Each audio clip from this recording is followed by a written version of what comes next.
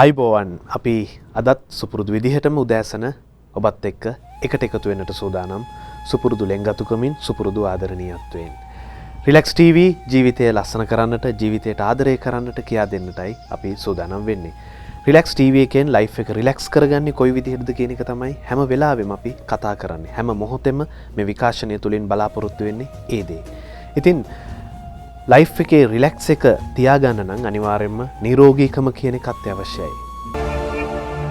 ලෙඩෙක් වුණත් වැඩක් නැහැ අපිට අපේ ලෙඩ නිසාම තමයි අපිට අපේ ජීවිතය ගොඩක් වෙලාවට මේ රිලැක්ස් එක නැති වෙලා යන්නේ. අපි දන්නවා අපි අහලා තියෙනවා රජෙක් වුණත් වැඩක් නැහැ ලෙඩෙක් නම් කියන එක.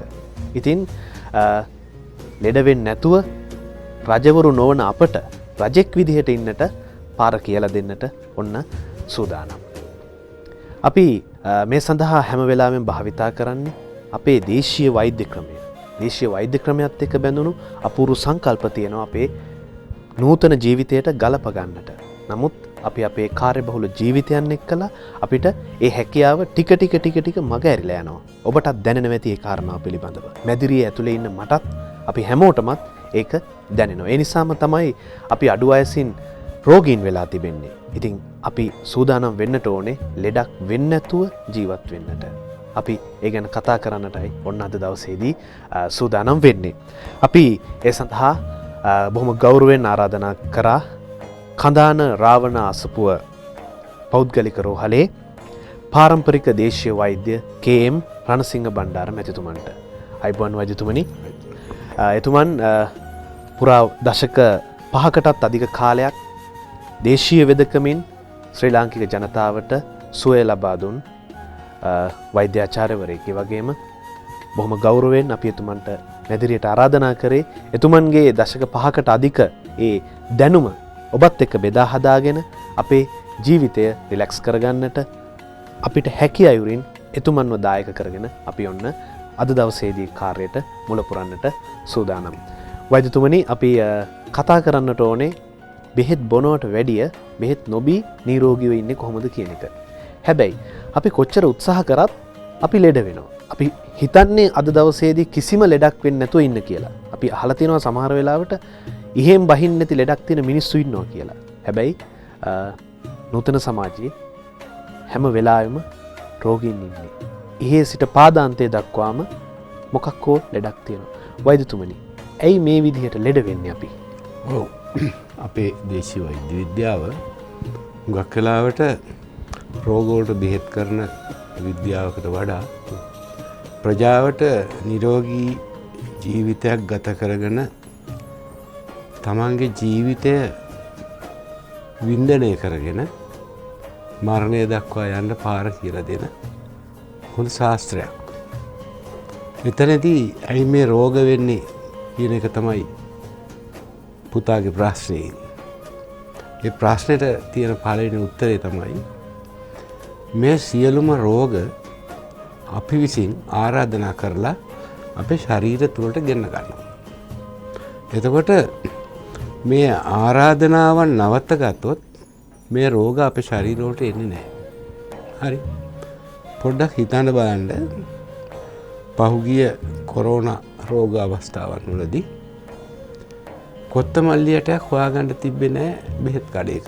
පත් පාඩ ගන්න ටිකක්, කටුවැල් බටු ටිකක් හොයාගන්න තිබ්බේ නැහැ. එතකොට මේ අපේ මිනිස්සු මහා පුදුම විදියට අර තිබිච්ච ඒවා ඔක්කොම ගෙලන පරිභෝජනය කරන්න පටන් ගත්තා. එතකොට ඒ කට්ටියට අවබෝධ වුණා මේක ඇතුලේ මොන හරි දෙයක් තියෙනවා කියලා. කවුරු කිව්වට කරත් බලන්න ටක් ගන්නකොට එක දවස් දෙක යනකොට මේ බෙහෙත් බඩු හොයාගන්න නැතිලා ගියා. ඉතින් ඒ වගේ දෙයක් සිද්ධ වෙන්න තරම් දේහ ප්‍රතිශක්තියක් ඉහළ දාන්න මේ මූල් පොතු ඇටවලට තියෙන ශක්තිය අවසක්සේරු කිරීම නිසා තමයි මෙවැනි වෛරස් රෝග අපි දේශීය වෙදකමේ සඳහන් වෙනවා ජනපද උද්වංශන රෝග.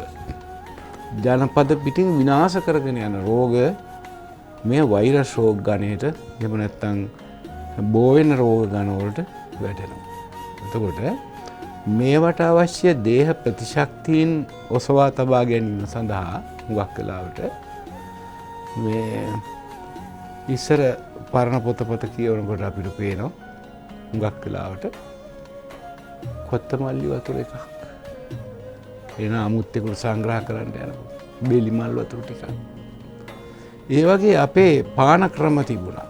ඒ ක්‍රම පානය කිරීම නිසා අමුත්තන්ට සංග්‍රහ කරන විදිහ නිසා ඒ සංග්‍රහ කිරීම තුළින් නිවසට පැමිණි මිනිස්සයාට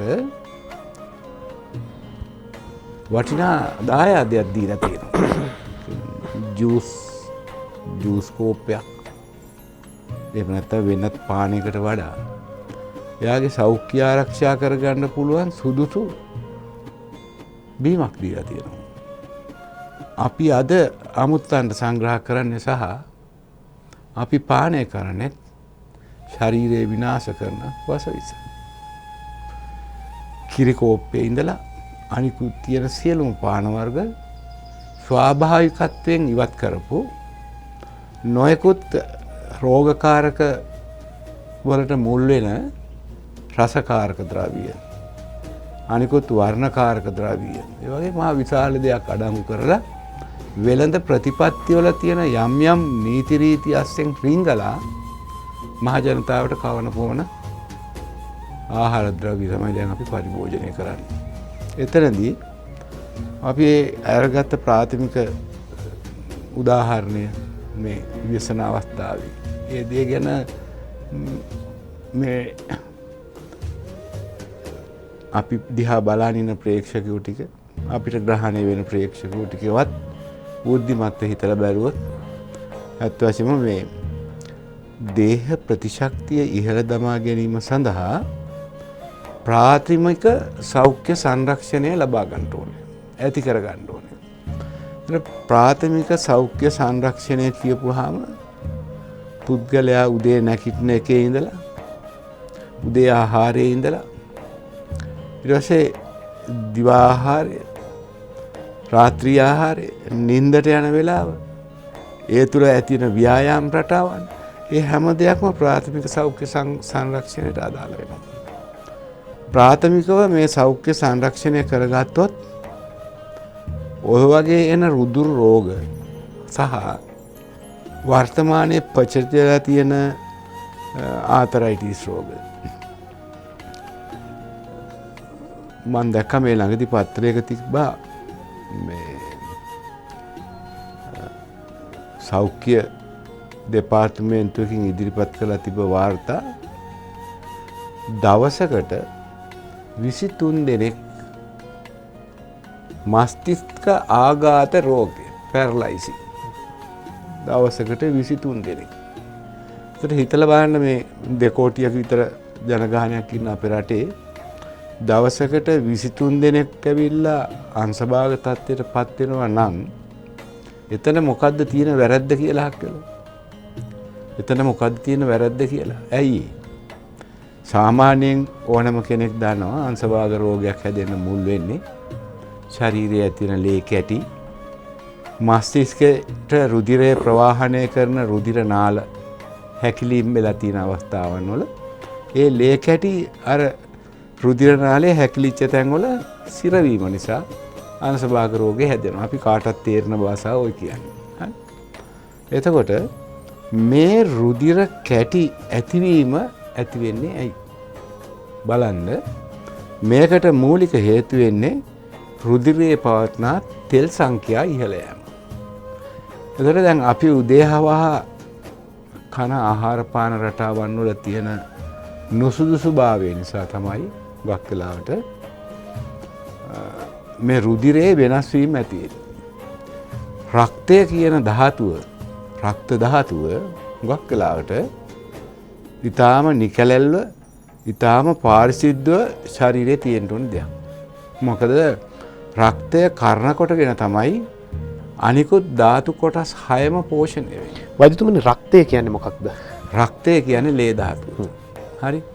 අපි කන ආහාර පාන නිකැලෙල් සෞඛ්‍යමය වශයෙන් සම්බල ආහාර වේලෙන් මේ ලේ තමයි ඉස්සලා පෝෂණය වෙන්නේ. ඒ ලේ පෝෂණය වෙලා ලේ වලින් තමයි මේ පෝෂණය බෙදා හරින්නේ මාංශය, අස්සිය, මජ්ජාව, සූක්‍රය කියන අනිකුත් ධාතු කොටස් සඳහා. එතකොට හුඟක් වෙලාවට මේ රක්තය පාරිශුද්ධ නුනොත් මේ අපිරිසුදු රක්තයෙන් පෝෂණය වෙන සියලුම ධාතු කොටස් ලෙඩ වෙනවා. තේරුණානේ? එතකොට ලේ තිබිය යුතු යම් ජලීය ස්වභාවයක් තියෙනවා. ඒ ජලීය ස්වභාවය සහිත රක්තය තමයි අපි රුධිර මාපකයක් දීලා තියෙන්නේ 80/120 කියලා. එතකොට මේ රක්තයේ ඝනත්වය වැඩි වෙන්න මේ 80/120 කියන රුධිර දහවන වේගයට මේ රුධිරය ශරීරයේ සියලුම රුධිර නාල කරා තල්ලු කර හැකීමේ නොහැකියාව ඇති වෙනවා. තේරුණානේ? ඒ නොහැකියාව ඇති වුනහම පළවෙනියටම හෘදය මේ රුධිරය තල්ලු කිරීම සඳහා මහත් වූ වෙහෙසක් ගන්නවා. ඒ වෙහෙසම රුධිර පීඩන තත්ත්වයන් වලට පත් වෙනවා. තේරුණානේ? එතකොට මේ රුධිර පීඩනයත් එක්ක රක්තයේ ලේ ධාතුවේ පවතින තෙල් ගතිය වැඩි වෙලා ඒ කරන කොට ඇති වෙන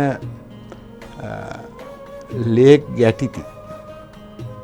ගැටිති කුඩා අබෑට තලයට මොම්පියලි මුං යට කියලා කියනවා. ඒ කියන්නේ මේ ස්වභාවය එකට එකක් ඇලිලා එක ඒවා ඒ ලේ කැටි ඒ ප්‍රමාණ වලින් වැඩි වෙලා යනවා. එතකොට මේ වගේ ලේ කැටිති ශරීරයේ දහවණේට පටන් ගත්තන් පස්සේ මේක හරි විස්තීර්ණයි. මොකද සූර්යා දෙපාරක් අවුරුද්දට දෙපාරක් අපේ හිස් මුදුනෙන් එහාට මෙහාට යන නිරක්ෂාසන්නයේ තියෙන ඝර්ම කලාපී රටක අපි ජීවත් වෙන්නේ. එතකොට මෙන්න ප්‍රාථමික සෞඛ්‍ය සංරක්ෂණ විධි කියන එකේ පළවෙනි දේ. ඒතර මේ ශරීරයේ මොළය පිහිටලා තියෙන්නේ අන්තිම මුදුනේ.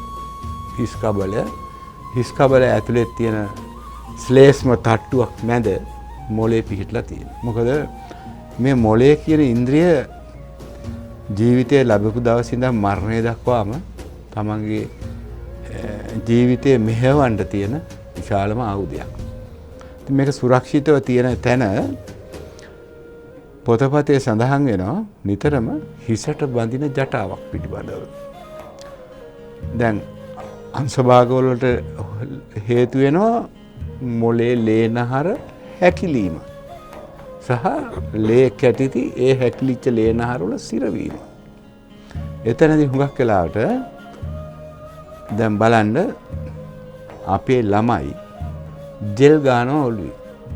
සමහරු ජෙල් ගාලා මම දැකලා තියෙනවා ජෙල් තට්ටු හොයදන්නේ මේ දවස් 5කට සැරයක් ඔළුවේ ජෙල් තට්ටු හොදලා දාන්නේ. සමහරු නාලාපු ගමන් ස්වාභාවිකව සූර්යා අවදියෙන් ඉන්න පැය 6ක් ඕන කියලා කියනවා හිස වේලෙන්න. නාවෙන් පස්සේ ඔලු කට්ට වේලෙන්න. ඒතර අපි මොකද කරන්නේ? අර ඩ්‍රයර් එකක් අල්ලලා ගසලා හිස වේලගෙන යනවා. හරි. ඊට පස්සේ කොහේ ගිහිල්ලා ග්‍රවුන්ඩ් එකකට ගිහිල්ලා සෙල්ලම් කරලා එහෙම නැත්නම් ජිම් එකකට ගිහිල්ලා සෙල්ලම් කරලා ආපු ගමන් ෂර්ට් ටික ගල්ලා විසික් කරලා දාලා ෂවර් එකට ඔළුව අල්ලලා නාගර යනවා. අර ගිනියම් වෙච්ච ශරීරය සිසිලසක් ලැබෙන තුරු නිවාණක් ලැබෙන තුරු ඉන්නේ නැතුව එකපාරට වතුර අල්ලනවා. ඊට පස්සේ හුඟක් වෙලාවට අර මම පෙර කිව්වා වගේ සූර්යා දෙපැත්තකට අවුරුද්දට දෙපාරක් හිර මුදුන් වෙන රටක අපි ඉන්නවා. මේ සූර්ය කිරණ වලට හිස නිරාවරණය කිරීම. එතකොට දැන් මේ සූර්ය කිරණ වලට හිස නිරාවරණය කරන්න එපා, හිසට ආවරණයක් යොදා ගන්න කියන කතාව මම මේ කතා කරන්නේ අවුරුදු 3-4000 පරණ පුස්කොළ පොත්වල තියෙන වාක්‍ය උපුටාගෙන. හරි. එතකොට දැන් අපි අහනවා 19 වෙනි සියවසේ 20 වෙනි සියවසේ අගභාගය වෙනකොට හෝ මැද භාගයේදී විද්‍යාඥයෝ කිව්වා ඕසෝන් ස්තරය සිදුරු වෙලා අසුබ ග්‍රහ කිරණ සූර්ය කිරණ අපේ ශරීර මත පතිත වෙලා ඒවෙන් මානවයා රෝගී බවට පත් වෙනවා කියලා. ඒතර දැන් අවුරුදු 3-4000 පරණ කතාවක ඕසෝන් ස්තරයක් හිල්ලලා තිබ්බේ නැහැ. ඕසෝන් වියන ස්වාභාවික විදිහට පවතින කාල සීමාවෙදි තමයි ඒ ඉර්ෂි වදන් තිබ්බේ මේ හිස සූර්යාට නිරාවරණය කරන්න එපා කියලා.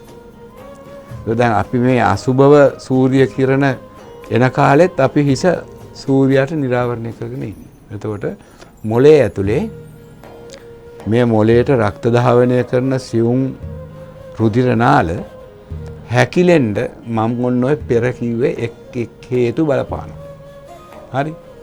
ඉතින් ඔය හේතු බලපාලා ඒවා අපි ඒවට ගොදුරු වෙලා තමයි මේ දවසට 23 දෙනෙක් කියන මට්ටමට පැරලයිස් රෝගීන් ලෝකේ බෝ වෙලා ලංකාවේ බෝ වෙන්නේ. හරි ඒවා එකක්. දෙවෙනි එක ආහාර පාන සංස්කරණය. ආහාරයක තියෙන වස විස නසා ගැනීම සඳහා අපි පාවිච්චි කරන කුළු බඩු වර්ග තියෙනවා. ඒවා ඖෂධ. අපි මං පෙර කිව්ව කොත්තමල්ලි. ඒක ප්‍රතිශක්තියකට තම්බලා බොන ඖෂධයක් වුණාට ඒක තනිකර ශරීරයේ ආහාර රස කරන්න යොදන රසකාරකයක්. සූදුරු මහදුරු කොත්තමල්ලි ඒ තියෙන අනිකුත් මොනවද ගම්බිරිස් උළුහාල් ඔය හැම දෙයක්ම. දැන් හොඳටම දන්න දෙයක් තමයි ගෑස්ට්‍රික් රෝගියෙකුට හොඳටම ගෑස්ට්‍රික් හිර වෙලා කෑ ගහන වෙලාවට උළුහාල් තේ හැන්දක් විතර කටට දාගෙන පොඩ්ඩක් සූප් කර ඉන්නකොට ඒක ඉබේම බඩට යනවා. ඒ බඩට යනවත් එක්කම අර ගෑස්ට්‍රික් ගතිය බැහැගෙන බඩට යනවා. දැන් බලන්න උළුහාල් කුළු බඩුවක් වශයෙන් දානකොට බලන්න ආමේ ඇති වෙන යම්කිසි අපහසුතාවයක්. සමහරුන්ට බඩට මිරිස් හැර වැඩි වෙන්න පුළුවන්. කුළු බඩු රස වැඩි වෙන්න පුළුවන්. එහෙම වුණාම බලන්න ඒක ස්වභාවිකවම මේ ආහාර සංස්කරණයේදීම ඒ වගේ රෝග තත්ත්වයකට ඇති නොකරන්නනේ එවැනි කුළු බඩු වර්ග තියෙන්නේ. දැන් මේ කුළු බඩු වර්ග අද භාවිතා කරන්නේ රසකාරක විදියට. ඒ වගේ සීමා මාත්‍රා කිසි දෙයක් සලකන්නේ නැහැ. මිනිසුන්ගේ දිව පිනවන්න එක හිතනවා විසක්කා ගත නිරෝගී වෙන විදිහට ආහාර සංස්කරණය සිද්ධ වෙන්නේ නැහැ අද. හරි එකක්. දෙවෙනි එක 100%ක්ම ඇහෙන කතාවක් තමයි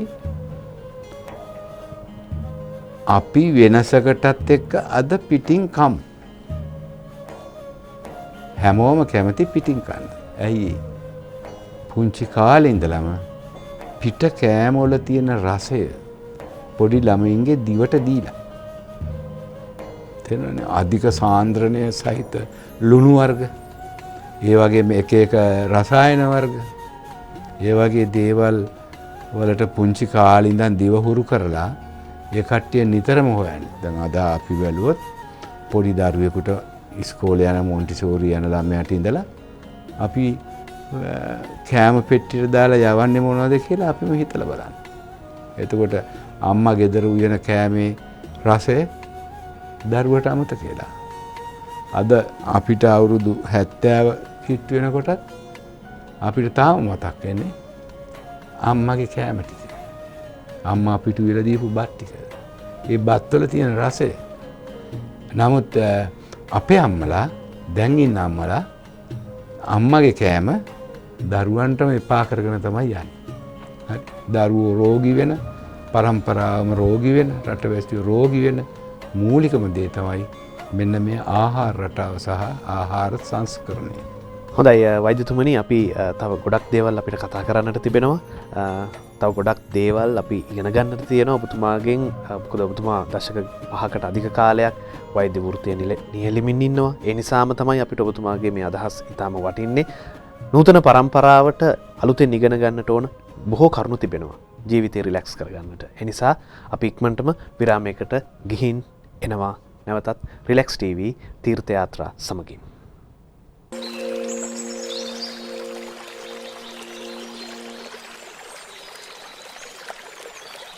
රිලැක්ස් TV අද දවසේදී පළමු විරාමයෙන් අනතුරුව අපි සූදානම් නැවතත් ඔබත් එක්ක එකට එකතු වෙන්නට. අපි අද දවසේදී කතා බහ කරමින් ඉන්නේ තීර්ථ යාත්‍රා ඔස්සේ. ඒ වගේම ඉසිව රසපුව තුලින් අපි කතා කරන්නේ ලෙඩක් නැතුව කොයි විදිහටද ජීවත් වෙන්නේ කියන කාරණාව. ඉතින් ලෙඩක් නැතුව ජීවත් වෙන්න නම් අපි දැනගන්නට ඕනේ දීර්ඝ කාලයක් තිස්සේ ආයුර්වේද වෛද්‍ය විද්‍යාව ඒ වගේම දේශීය වෙදකම ඔස්සේ සුවහසක් රෝගීන් සුවපත් කරපු වෛද්‍යවරයෙක්ගෙන් අපි උපදෙස් ලබා ගන්නට ඕනේ. ඉතින් ඒ සඳහා තමයි අද දවසේ මේ විදිහට ඔබ වෙනුවෙන් අපි වෙන් කළේ. අපි ඒ සඳහාද ආරාධනා කළේ දේශීය වෛද්‍ය කේ.එම්. රණසිංහ බණ්ඩාර මැතිතුමන්ට. වෛද්‍යතුමනි, අපි විරාමයට කලින් කතා බහ කරමින් හිටියේ මේ අපේ ශරීරය තුළ මේ රෝග ඇතිවන ක්‍රමයන් පිළිබඳව, අපේ වැරදි ආහාර රටාවන්, වැරදි ජීවන ක්‍රමයන්. මේ නිසා තමයි අපිට ගොඩක් වෙලාවට අපිට රෝගී වෙන්නට හැකියාව ලැබිලා තිබෙන්නේ. නමුත් අපි කැමති නිරෝගීව ඉන්නට. එහෙම වෙන්න අවස්ථාවක් නැහැ මේ වර්තමානය තුළ. වෛද්‍යතුමනි, මේ කාර්යබහුල ජීවිතය ඇතුලේ ඔබතුමන් ඔය කියන විදිහේ ස්වාභාවික ආහාර අනුභව කරමින්, නිසි පරිදි ව්‍යායාම කරමින්, වෙලාවට ස්නානය කිරීම, වෙලාවට අවදිවීම, වෙලාවට නිින්ද යාම කියන මේ මානව චර්යාවන් හරියටම කරන්නට බෑ. වෛද්‍යතුමනි, අපිට යම් තාක් දුරකට හරි මේවා කරන්න පුළුවන් නම් හොඳයි. ඔබතුමන් කොයි විදිහටද උපදෙස් දෙන්නේ මේ කාර්යබහුල ජීවිතය ඇතුලේ 100%ක් බැරි වුණත් යම් තාක් දුරකට හරි ඔබතුමන් ඔය කියන මාර්ගය ඔස්සේ ගමන් කරන්නට කොහොමද උපදෙස් දෙන්නේ? කාර්යබහුලත්වය කියන එක වර්තමානයේ අපි විසින් හදාගත්ත දෙයක්. මේක එදත් තිබ්බා. දැන් කාර්යබහුලත්වය ගැන පොඩ්ඩක් කල්පනා කරන්න අපේ අතීතය ගැන කල්පනා කරලා. මොකද අපි හරියට යුද්ධ කරපු ජාතියක්. හරි? දැන් එදා කරපු යුද්ධ අමතක කරලා දාලා මෑතක යුද්ධ බලන්න. යම් රට ඇතුලේ ඇති වෙච්ච අරගල. එතකොට උතුරු නැගෙනහිර ඇති වෙච්ච අරගල. ඉතින් ওই අරගල ASCII අපේ ජීවිතේ මෙහාට අරන් එනකොට අපි මිනිස්සු කාර්යබහුල නැද්ද? කාර්යබහුලයි. මේ මිනිස්සු වගේම එදා හිටපු මිනිස්සු කාර්යබහුලයි. හැබැයි මතක තියාගන්න, පළවෙනියට කාර්යබහුල වෙන්න ඕනේ රටේ රජුරවන්ට. හරි? ඒ කාර්යබහුල වෙච්ච රජුරෝ වප්මගුල් උත්සව පවත්වුවා. එතකොට දඩකෙඩිය ගියා. මිහිඳු හාමුදුරුවෝ එනකොට දේවානම් පියතිස්ස රජුරෝ දඩකෙඩිය ගිහින් හිටියේ. ඇයි? කුඹුරු වතු පිටි වලින් ධන ධාන්‍ය මාලිගාවට සපයන නිලමක්කාරවරු හිටියා. මාලිගාවට මස් සපයපු දඩවැද්දා හිටියා. එහෙම ඉද්දි ඇයි රජුරෝ දඩකෙඩිය යන්නේ? එහෙම හිටපු රජවරු ඇයි වක්මගුල් කරන්නේ?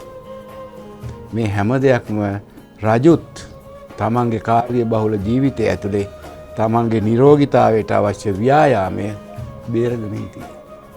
ඒතකොට සාමාන්‍ය පුද්ගලයෙක් වශයෙන් අපිට මේ ව්‍යායාම කරන්න වෙලාවක් නැහැ. එහෙම නැත්නම් අපි කාර්යබහුලයි. අපිට කුඹුරු කොටන්න වෙලාවක් නැහැ. එහෙම හිතාගෙන ලෙඩ වෙනවද කියලා හිතලා බලන්න ඕනේ. බෙහෙත් පිටි ගණන් අරිෂ්ඨ බෝතල් 50ක් 60ක්, ඊට පස්සේ වකුගඩුව නෑ මගේ කියයි, අක්මාව නෑ මගේ කියයි. හරි? ඉතින් මේ ආතරයිටිස් මට කියයි, දනිස්ස ගෙවිලා කියයි, දනිස්ස පොල් කටු දාන්න ඕනේ කියයි.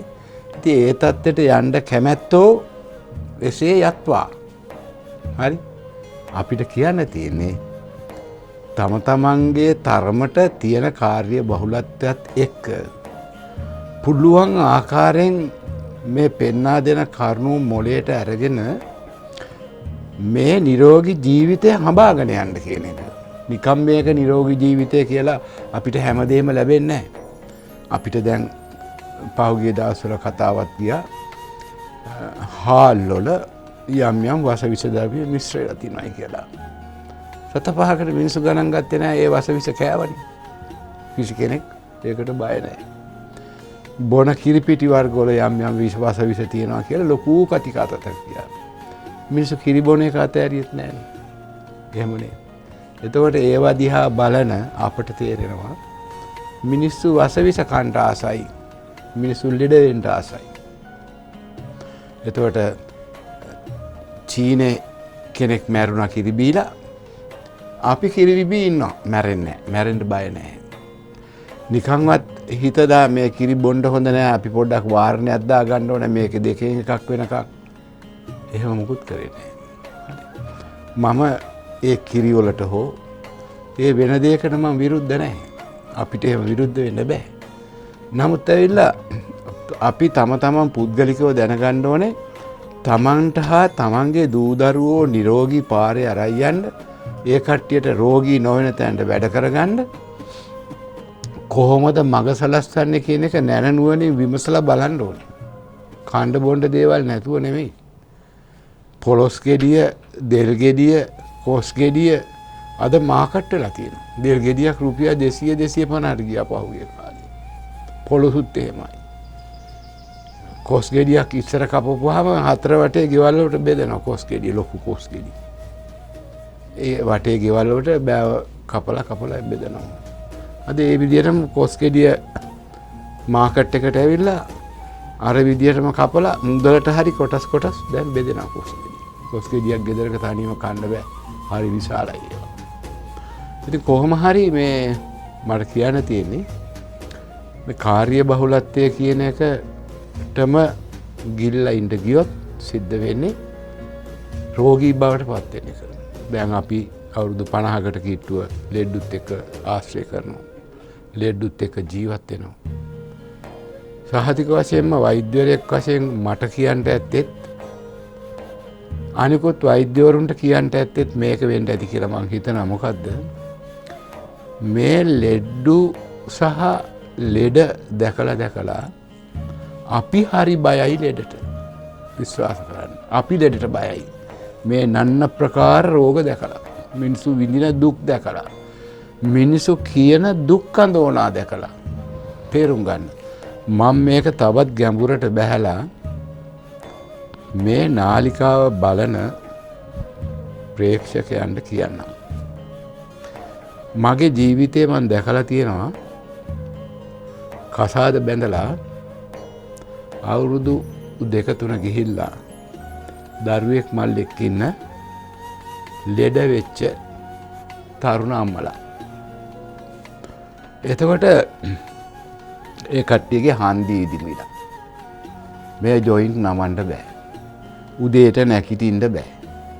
උදේ ඉඳන් රෑ වෙනකන් ඤෑව් ගගා කයින් කිදිරි ගගා තමයි ඉන්නේ. ඒ ලෙඩ්ඩු ඇවිල්ලා අපේ ළඟ කතා කරලා ලෙඩ කියනකොට එයා කියන්නේ මහත්තයා ගෙදර එන්නේ නැහැ. දවස් 7-8ක සැරයක් ඇවිල්ලා බලලා යනවා. දෙන මුදලක් දෙන්නම් කොහේ හරි ගිහිල්ලා හොඳ කරගනින්. අපේ පවුල විනාශ වීගෙන එනවා වේද මහත්තයා මට මේක හොඳ කරලා දෙන්න. මම මේක ගැඹුරෙන් කියන්නේ. හරි. ඇයි ඒ විනාශ වෙන්නේ ගැඹුර? වැඩ ඇරිලා ගෙදෙට්ට එන ස්වාමියෙක් සතුට හොයාගෙන ගෙදර එන්නේ. අඬ ඉන්න ගෙදරක් බලන්න ස්වාමියෙක් එන්නේ නැහැ දුක් මහන්සිලා පස්සට ගෙදෙට්ට. ඒ ගෙදර සතුට ඇති කරන මූලිකම කෙනා තමයි ගෙදර ගෘහණිය. ගෙදර ගෘහණිය රෝගී තත්ත්වයට පත් වුණාම ගෙදර අඳුරක් විසක් ආලෝකයක් නැහැ. ආලෝකයක් නැති තැන ආලෝකයේ බලාපොරොත්තු වෙන මනුස්සයා දෙවියෙක් වුණත් මිනිසෙක් වුණත් යකෙක් වුණත් එතන රැඳෙන්නේ නැහැ. තේරුණානේ? එතනින් මේ පෞල් ජීවිතය ඉවරයි. ඒ වගේම ওই තත්ත්වයට පත් වෙච්ච තරුණ අම්මලා විවාහ ජීවිත විනාශ කරගෙන නන්නත්තර වෙලා ලෙඩ රෝග උස්සගෙන ඇවිදින ඒවා අපි ඇස්වලට දැකලා තියෙනවා. ඇයි එහෙම වෙන්නේ? දැන් කාර්ය බහුලත්වයම කර තියාගෙන හිටියොත් ওই තත්ත්වයට තමයි පත් වෙන්නේ. අනිත් එක තව එකක් අපි මතක තියාගන්න ඕනේ. අපි ඉස්සර අපේ මගේ මවුට හෝ මගේ නෝනගේ මවුට හෝ මොන හරි අසනීපයක් හදුනාම සති 2-3ක් ගිහිල්ලා එයාව බලලා ඒ වෙනුවෙන් කැප වෙලා අප උපස්ථාන කරලා ඔන්න ගෙදර එනවා. අද කාලේ අම්මා කෙනෙකුට ලෙඩක් හැදුනොත් තාත්තා කෙනෙකුට ලෙඩක් හැදුනොත් කාට හරි කෙනෙකුට පුළුවන් ද කියලා හිතලා බලන්න සතියක් 2ක් ඇවිල්ලා එතන අප උපස්ථාන කරන්න. ඒ තියා අපිට පැයක් 2ක්වත් අපේ ජීවිතයෙන් පැත්තක දාන්න බැරි රටාවක අපි දුවන්නේ. ඒක නිසා අපි තේරුම් ගන්න ඕනේ මේ දෙපයින් හිටගෙන සිහි බුද්ධිය ඇතුව මරණය ළඟා වෙනකන් ජීවත් වෙන්න. කාටවත් කෙනෙකුට කරදර දෙන්න වුණත් කවදා හරි ඇඳේ තනි වෙලා මැරෙන්න වෙන්නේ. ඇඳේ තනි වෙලා ඉන්න මිනිස්සු අඬනවා. ඒ අඬන්නේ රෝග වේදනාවෙන් නෙමෙයි. කෙලින් යන කට්ටිය බලාගෙන මට ඇඳට වැටෙන්න උනේ ඇයි කියන එක හිත තමයි අඬන්නේ. ඒ නිසා ඇඳකට වෙලා ඉන්නවා කියන්නේ වතුර එකක් ඕනනොත් ගිහිලා බොනවා වෙන අවශ්‍යතාවයකින් නැගිටලා ගිහිලා කරගන්න මිනිස්සේ හතර හන්දි පාන නැතුව ඇඳකට වැටෙනවා කියන්නේ ඒ මනුස්සයාගේ මනස පවා විනාශ වෙලා යනවා. ඊළඟ එක තමයි මේ නිරෝගීකවම ආරක්ෂා කරගන්න තියෙන කාර්ය බහුලත්වයත් එක්ක අපේ මානසික සෞඛ්‍ය පිරිහිලා යනවා. නිරෝගී දේහයට ඔය කියන යහපත් ආහාර පාන රටාවන්, ව්‍යායාම රටාවන් වගේම ඊටාම යහපත් මානසික සෞඛ්‍යයක් අවශ්‍ය වෙනවා. මේ මානසික සෞඛ්‍ය රඳවා ගන්න තියෙන ප්‍රධානම දේ තමයි තම තමන් අදහන ආගම නිර්වුල්ව ඇදහිීම. හරි? එතකොට දැන් බෞද්ධයෝ වශයෙන් ඉස්සර අපේ කාලේ අපේ දෙමව්පියෝ උදේ පාන්දර 6ට විතර ගිලන්පස බුද්ධ පූජා තියලා වන්දනාමාන කරනවා. රෑ නිදාගන්න ගිහිල්ලා ඊට 7ට 7:00 විතර මල් කැඩුවද, හඳුන් කූරු ගැහුවද, දුම් ඇල්ලුවද අහගෙන ඔක්කොම එකට එකතු වෙලා එක ගේ ඇතුලේ වන්දනාමාන කරනවා. කතෝලික පිරිසත් අපි දැකලා තියෙනවා. පල්ලි ගියාද, ගෙදර කරන ඒවා හැමෝම පවුල ඔක්කොම එකතු වෙලා ඒ ආගම් චාරිත්‍ර කරනවා. මේ කිසි දෙයක් දැන් සලකන්නේ නැතුව මෝස්ත්‍රයට පන්සලට යන්න, මෝස්ත්‍රයට පල්ලියට යන්න, අනික් කට්ටිය යනවට යන්න ගියාට විසක් අධ්‍යාත්මයෙන්ම හිතලා කරන්න ඕන දේවල් අපි හිත ඇතුලෙන් අතහැරලා ගිහිල්ලා. දහම කෙනෙක්ගේ සිතකින් දුරස්ත වෙන්න ඒ సౌందර්යය ලබා ගන්න අය කවදාවත් පිට දේවල් වලින් බෑ. ඒ తాවකාලික දේවල් වලින්. ඒ తాවකාලික දේවල් වලින් సౌందර්යය ළඟා කරගන්න ගිහිල්ලා තමයි වර්තමාන පරපුර මත්ද්‍රව්‍ය මත්පැන් වලට මෙච්චර පුරුදු වෙන්නේ. හරි. මොකද දහමෙන් ලැබෙන సౌందර්යය හිඩස කෙටියෙන් පුරව ගන්න බලන හැම කෙනාම විශේෂයෙන් රින්ගන්නේ එතෙන්. දහම අවබෝධ කරලා දෙන්න ඕනේ. ඒ වැඩිහිටියෝ ඒවෙන් දරුවෝ ඈත් කරලා තියන්න දහම පැත්තකට දාලා ඒ කට්ටිය පුරුදු වෙලා කෙටි වින්දනයන් වලට යනවා. ඒ තුල ජීවිත විනාශ කරගන්නවා. තේරුණානේ? ඉතින් ඒක නිසා වෛද්‍යවරයෙක් වශයෙන් අපිට හුඟක් වෙලාවට බෙහෙත් පිළිබඳව මොන හරි අපිට කතා කරන්න පුළුවන්. ඇත්ත වශයෙන්ම අපිම අපේ පපුවට තට්ටු කරලා හිතලා බලන්න ඕනේ අපිට සුදුසු ජීවන රටාවකද අපි ඉන්නේ. අපි සුදුසු ආහාර පාන රටාවකද අපි ඉන්නේ. හරි. රටේ දේශපාලන අධිකාරිය ඒ කට්ටියගේ යුතුයකම් නිසි විදියට ඉෂ්ට වෙන්නේ නැහැ. හරි. ඊට පස්සේ ඒ යුතුයකම් නිසි විදියට ඉෂ්ට වෙනවා නම් රටේ පුරවැසියන්ගේ සෞඛ්‍ය උදෙසා රටේ ආහාර පරිපාලනය නියම විදියට කරන්න රජෙකුගේ වගකීමක් වෙනවා. අපි දැකලා නැහැ කිසිම රජෙක් ආහාර වගා කරන්න උනන්දු කරාට අටුකොටු පුරවන්න කතා කරාට සෞඛ්‍ය සම්පන්න ආහාර වේලක් ජනතාවට භුක්ති විඳින්න දෙන්න ඕනේ, මගමාවත පෙන්වන්න ඕනේ කියලා කතා කරන්නේ නැහැ. යම් දේශපාලනඥයෙක් කිව්වොත් එහෙම මෙන්න හාල් වල වහ, මෙන්න කිරි වල වහ, ඒ පෙන්නලා දෙන්නේ දේශපාලන උවමනාවන් මිස රටේ මහජනතාවගේ සෞඛ්‍ය උවමනාවන් නිසා නෙමෙයි. ඔව් වෛද්‍යතුමනි, මේ දැන් ඔබතුමා මේ කියන කාරණාවත් එක්කලා අපිට ඕනේ එහෙම වසවිස නැති ආහාර අපේ ජීවිතයට ළඟා කරගන්නට. දැන් මේ පසුගිය මේ වසංගත තත්ත්වයක් එක්කලා මිනිස්සු යොමු වුණා ගෙවතු වගාව ආශ්‍රිත ගෙවතු වගාවට යොමු වුණා. ගොඩක් වෙලාවට තමන් වගා කරගෙන කන්න පුළුවන්කම හැකියාව ලබා ගත්තා. වෙළඳ පොලේත් ආහාර හිගතාවයක් තිබුණා. ඉතින් මේ සියලු කාරණාවන් නිසා දැන් ඒ තත්ත්වය ඒ දවස්වල කරගෙන ගියා. හැබැයි දැන් ටික අතහැරලා යනවා වගේ දැනෙනවා. මග හැරලා යනවා වගේ දැනෙනවා. මේ කාලයත් එක්ක ලැබෙන එක්තරා උත්තේජනයක් නිසා ලැබෙන දේවල්ද නැත්නම් මේවා මේ නිකන් අපි කියනවා නිකන් මේ ෆැෂන් එකට නිකන් රටාවකට කරනවා වගේ දෙයක්. වෛද්‍යතුමනි, සාමාන්‍යයෙන් අපිට මේ තියෙන පොඩි ඉඩමක යම් ආහාරයක් අපිට හදාගන්න පුළුවන් නම් සෑහෙන වටිනවා. ඔබතුමා කොහොමද උපදෙස් දෙන්නේ මේ කාරණාවට? ඒක අපි දැක්කා හොඳ හැටි. දැන් සති දෙක තුනකට උඩදී අපි දැක්කා අපි කොරෝනා කාලේ හරි රස කෙසෙල් ගිනි කෑවා. බොහොම රසවත් පැපොල් කෑවා. ඇයි?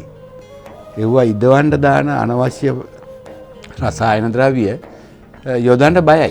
එකපාරට අර ගොඩ ඉදිලා ගියොත් විකුණ ගන්න බැරි වෙනවා. ඒ නිසා මිනිස්සු අර දාන රසායන වර්ග ඒවා ඉදවන්න දැම්මේ නැහැ.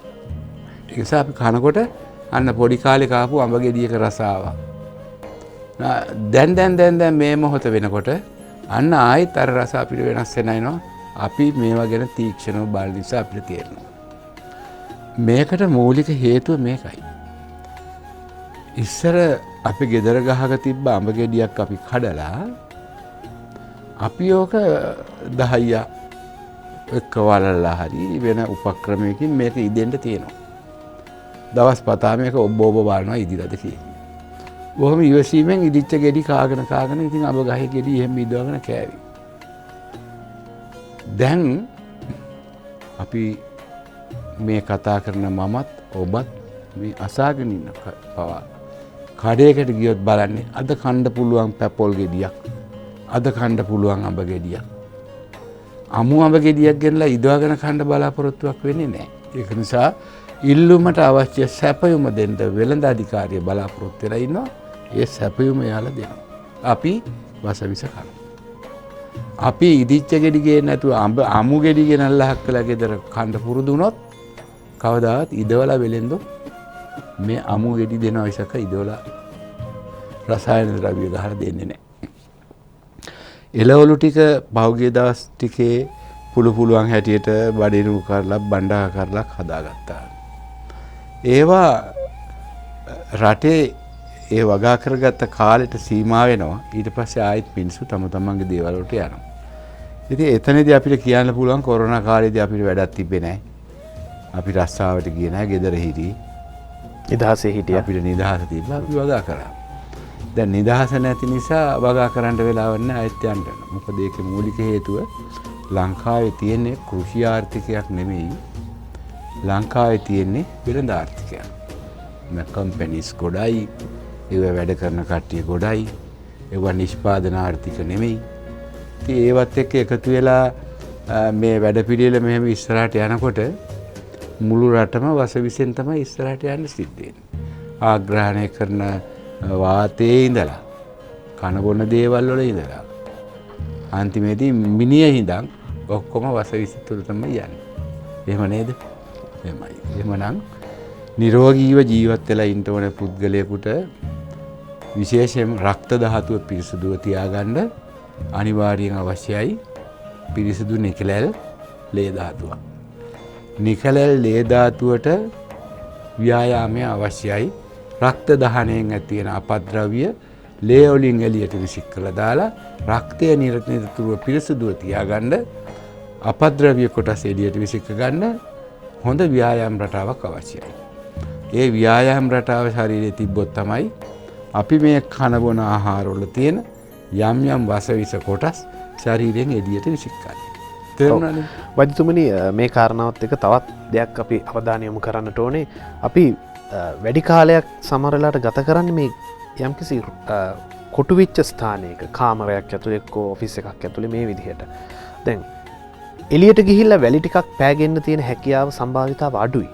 ඒ ගියත් අපි යන්නේ පාවහන් යුගලක් පැලඳගෙන. මම අහලා තියෙනවා වෛද්‍යතුමනි, මේ අපේ කකුල් වලට මේ වැලිවල ස්පර්ශය ගොඩක් වැදගත් කියලා. මම අහලා තියෙනවා අපේ මාපට ඇඟිල්ලේ තිබෙන ස්නායු වලින් පවා අපේ මොලේ යම් යම් ස්ථානයන් ක්‍රියාත්මක වෙනවා, උත්තේජනය වෙනවා කියලා. කොහොමද ඔබතුමන් පැහැදිලි කරන්නේ මේ අපේ සංචරණයට මේ පාවහන් පළඳින්න නැතුව ගමන් කිරීම අපේ ශරීර නිරෝගීතාවයට කොච්චර වටිනවද කියන එක? ඔව්, ඒකත් ඇත්ත. රොබර්ට් නොක්ස් ලංකාවේ හිටපු ආණ්ඩුකාරවරයෙක්. රොබර්ට් නොක්ස් මහත්මයාගේ ග්‍රන්ථයක දීලා තියෙනවා ලංකාවේ ඉන්න ජනතාවට කණ්ණාඩි පළඳින්න වෙන්නේ නැත්තේ, ඇස් රෝග නැත්තේ කකුල් වලට පෑගෙන ඖෂධ හින්දා කියලා. තේරුණානේ? බලන්නකෝ ඉංග්‍රීසි ආණ්ඩුකාරවරයෙක් කියලා තියෙන කතාව. ඒ තරම් ඖෂධ මහ පොළොවේ අපේ දෙපා වලට පෑගෙනවා. ඊළඟට සුදුලුණු ගෙඩියක් අරන් දෙකට කපලා මේ මාපට ඇඟිල්ලේ බොහොම වක්‍ර විදියට ටිකක් අද කරලා අතුල්ලගෙන ඉන්නකොට මේ උගුරට සුදුලුණු රහ එනවා. මේ ඇස් වලින් කඳුළුවක් කරනවා.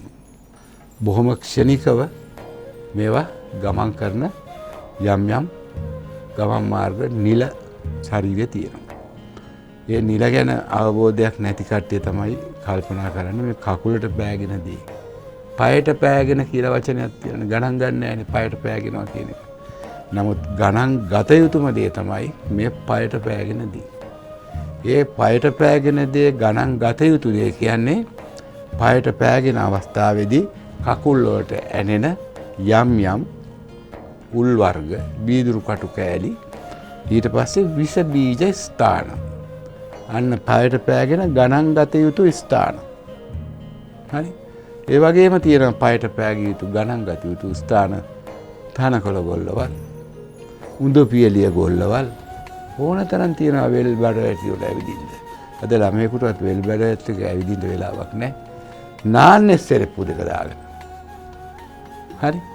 එතකොට 33000ක වෝල්ටේජ් එකක් කරා යන හයි ටෙන්ෂන් ලයින් එක විදුලිය නිෂ්ක්‍රිය කරන්නේ මහ පොළොව. මහ පොළොවට එර්ත් එක වැදුනම තමයි චරස් ගාලා අතනින් ඕෆ් වෙලා යන්නේ. නේද? එතකොට එහෙම ලොකු හයියක් තියෙනවා මේ මහ පොළොවට. ඕනෑම ජරා ගොඩකට පස් ට්‍රැක්ටරයක් නෙවෙයි පස් පිටක් දාපුවාම ගඳ එහෙම නවත්තලා දානවා. ඕනෑම ජරා ගොඩක් අරන් ගිහලා වලලන්නේ මහ පොළොවේ. ඒ හැම දෙයක්ම උරා ගන්නවා. හරි. මේ ආපෝ තේජෝ වායෝ පඨවි ආකාශ කියන මේ පංච මහ භූත වලින් නිර්මාණය වෙච්ච මේ ශරීරය මහ පොළොවෙන් ඈත් කරන්න ලෙඩ වැඩි වෙනවා. අද ඉස්කෝල ළමයි කොච්චර ඇස් කණ්ණාඩි දානවද? අපි මේ කණ්ණාඩි දාන්නේ අවුරුදු 68ක් 70ක්. ඉස්කෝලේ යන අවුරුදු 12 13 ළමයි කණ්ණාඩි පාලන සංඛ්‍යාව කොච්චරද? ඉසේ ලෙඩ තියෙන සංඛ්‍යාව කොච්චරද? අවුරුදු 12 13 වල කෙස් සිදෙන ගෑනු ළමයි කොච්චරද? පිරිමි ළමයි කොච්චරද?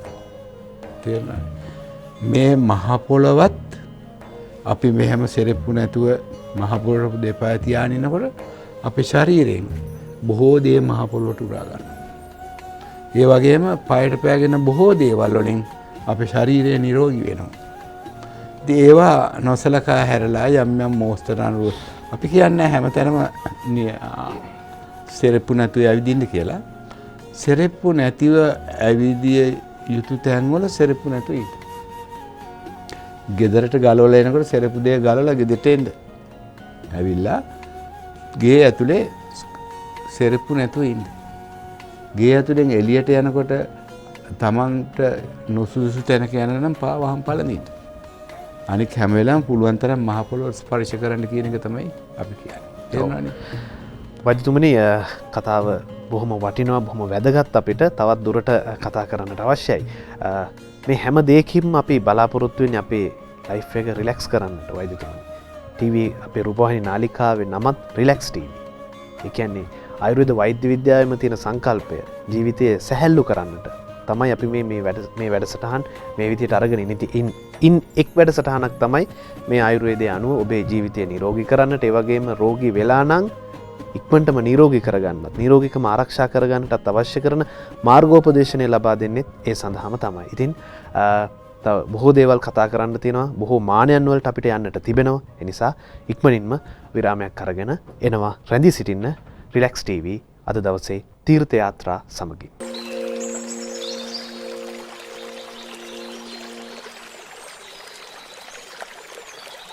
අපි නැවතත් රිලැක්ස් ටීවී තීර්ථ යාත්‍රා සමගින් ඉසිවර අසපුව එක තමයි අපි සම්බන්ධ වෙන්නේ. අපි ඉසිවර අසපුවෙන් බලාපොරොත්තු වෙන්නේ නිරෝගීකම ආරක්ෂා කරන්නට ඒ සඳහා පළපුරුදු වෛද්‍යවරුන්ගේ උපදෙස් ඔබට සමීප කරන්නට. වෛද්‍යතුමනි අපි කතා කරගෙන ආවේ ලෙඩක් නැතුව ඉන්නේ කොහොමද කියන එක පිළිබඳව. දැන් හිසකේ සිදෙනවා කියන්නේ ලෙඩක්ද වෛද්‍යතුමනි? අකලට කෙස් පැසීම රෝගේ නම් රෝගයක්. අකලට කෙස් පැසීම කියන්නේ රෝගයක් නේ. ඔව්. වෛද්‍යතුමනි මට අවශ්‍ය යන්නේ කාරණාව දැනගන්න. දැන් ගොඩක් අයට තියෙන ප්‍රශ්න තමයි මෙන්න මේක. අකලට කෙස් පැසීම.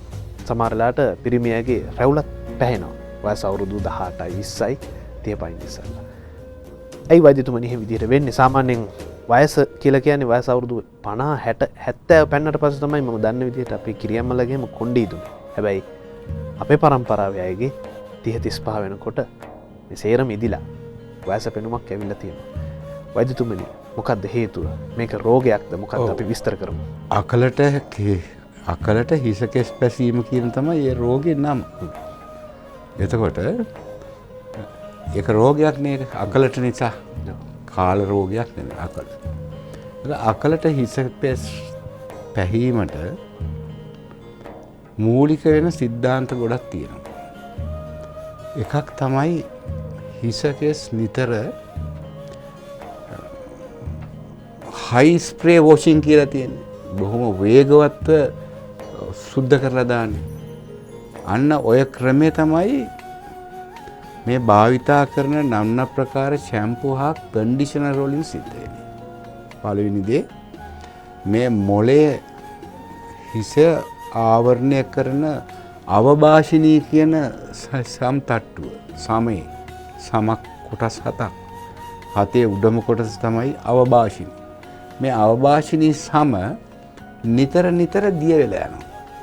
හිස වහගෙන ඉන්න. ඒක නිසා සේදුම්කාරක මෙව්වට යොදනකොට සෞම්‍ය සේදුම්කාරක විය යුතුයි. මේ වගේ දැඩි බලවත් සේදුම්කාරක හිසට යෙදීම ඉතාම අපත්‍යයි. ඊට පස්සේ හිස අකලට හිසකෙස් නොපැසෙන්න ශරීරයේ පවත්වාගෙන යතු ආහාර පාන රටා තියෙනවා. ඒකෙන් පළවෙනි දේ තමයි මැල්ලුම් වර්ග, කොළ වර්ග.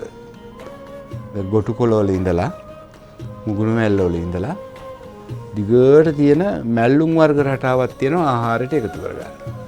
ඒකට දැන් ළමයි කන්නම නැති જાතිනේ මැල්ලුම් වර්ග කන්නේ. දැන් පුතත් එක්ක කතා කරොත් චිකන් කෑල්ලක් තියෙන එකයි මැල්ලුමක් දිහා තියෙන එකයි බැලුවොත් එහෙම චිකන් කෑල්ල තමයි බලන්නේ. මැල්ලුම දිහා බලනවා අඩු. මැල්ලුම කන්න නැතුව තවත් වෙයිටත් වැඩි රසවත් දෙයක් තිබ්බත් අරක හිමීට ඈඩ් කරලා අර ටිකම කාලය යනවා අරක පස්සේ ගන්න. පොදුවේ ගත්තාම කොළ පාට එළවලු වලට පොඩි විකර්ෂණයක් තියෙනවා ළමයින්ගේ. කොළ පාට එළවලු වලට තියෙන විකර්ෂණේ නෙමෙයි ආකර්ෂණය ඇති කළ නැතිකම. හරි. අම්මා කෙනෙක් දරුවෙකුට බත් කවනකොට බත් පිඟානත් අතේ අරන් දරුවත් මෙහෙම අහගෙන එයා ඇවිදිනවා හැම තැනම. විශේෂයෙන් අත්තම්මලා. ඔය රවුමක් ඇවිදලා කොක්කු පෙන්නලා කපුටෝ පෙන්නලා රටේ නැති જાති පෙන්නනකොට මේකේ තියෙන කරවිල කෑල්ලයි මෑකරලුයි රටේ නැති ඒවා අනලා අපිම දන්නේ නැතුව අපේ බඩ ඇතුළට ගිහිල්ලා. හරිද? ඒතර දිවේ මේ ෂඩ් රසය උරා ගන්න ස්ථාන දිවේ වෙන වශයෙන් තියෙන්නේ. එතකොට මේ කවන ආහාර වේලෙන් මේ ෂඩ් රසය මනස විසින් හඳුනා ගන්නවා. ප්‍රියයි කියලා. හරි? එතකොට ඒ දරුවා අර ප්‍රිය ආහාර වේලත් එක්ක යනවා. දැන් අපිට පුරුදු කරන්න මේක නැවතත් ආයෙත් එක තැනකට එනවා. අපිට පුරුදු කරන්නේ රෝල්ස්, පැටිස්, සොසේජස්, බන් ඔය වගේ දේවල් පුරුදු කරන රටාවක තමයි අපි යන්නේ. අපිට ආහාර වේල නූතන මව්වරුන් විසින් දරුවන්ට ආහාර වේලය හඳුන්වා දෙන්නේ නැහැ. ළමයා බත් කන්නේ නැහැ වේද මහත්තයා කියනවා. ළමයාට බත් කන්න උගන්වන්න දන්නේ නැහැ. හැම කෙනෙකුටම ආහාරය පුරුදු කළ යුතුයි. වෛද්‍යතුමනි ඔය පුරුදු කරන්නට ඕනේ කොයි වගේ වයස් කාණ්ඩයකද? ඝන ආහාර කණ්ඩ දීමට සුදුසු වෙන වයස. අවුරුදු 1මාර 2 දැන් කුරුල්ලෙකුට කුරුල්ලා වුණා. දැන් අපි සමහර කුරුල්ල ගෙනලා ඇති කරනකොට ඌ මලානික වෙලා මැරලා යනවා. ඇයි කියලා අහනකොට කියනවා අපි දැකලා තියෙනවා උන් මේ જાති කියලා මුන්ට කවනවා අපිට ඌව කවන්න බෑයි කියලා. ඒ වගේ මේ කුරුල්ලා බෙනේ ඉන්නකොට අර කුරු අම්මලා තාත්තලා ගිහලා නොඑක් ಜಾති ගෙනලා ඌව පෝෂණය කරනවා. ඌට පුරුදු කරනවා. ඌට යන්තම් තට්ටියක් ආපු ගමන් බහපුවාම ඌ අර පුරුදු කරපු ආහාර පාන හොයන කනවා. බලු කුක්කෙක් වුණත්, බලල් පැටියෙක් වුණත් එහෙමයි. අපේ කොළු පැටවුන්ට, කෙලි පැටවුන්ට මේ ආහාරය පුරුදු කරන්නේ නැහැ. අපේ දෙමව්පියන්ගේ මව්වරුන්ගේ වැරද්ද. ඒ නොපුරුදු කිරීම තුළ අද ඇවිල්ලා එල්ලලා කියනවා මෙයා කන්නේ ඔක්කොම අල පරිප්පු චිකන් විතරයි වේද මහත්තයා. හරි. මෑගේ කොණ්ඩේ දෙනවා. මේ උස්සලා බලපුවාම තමයි පේන්නේ. මේන් බලන්න කියලා උස්සලා පෙන්නනවා. එතකොට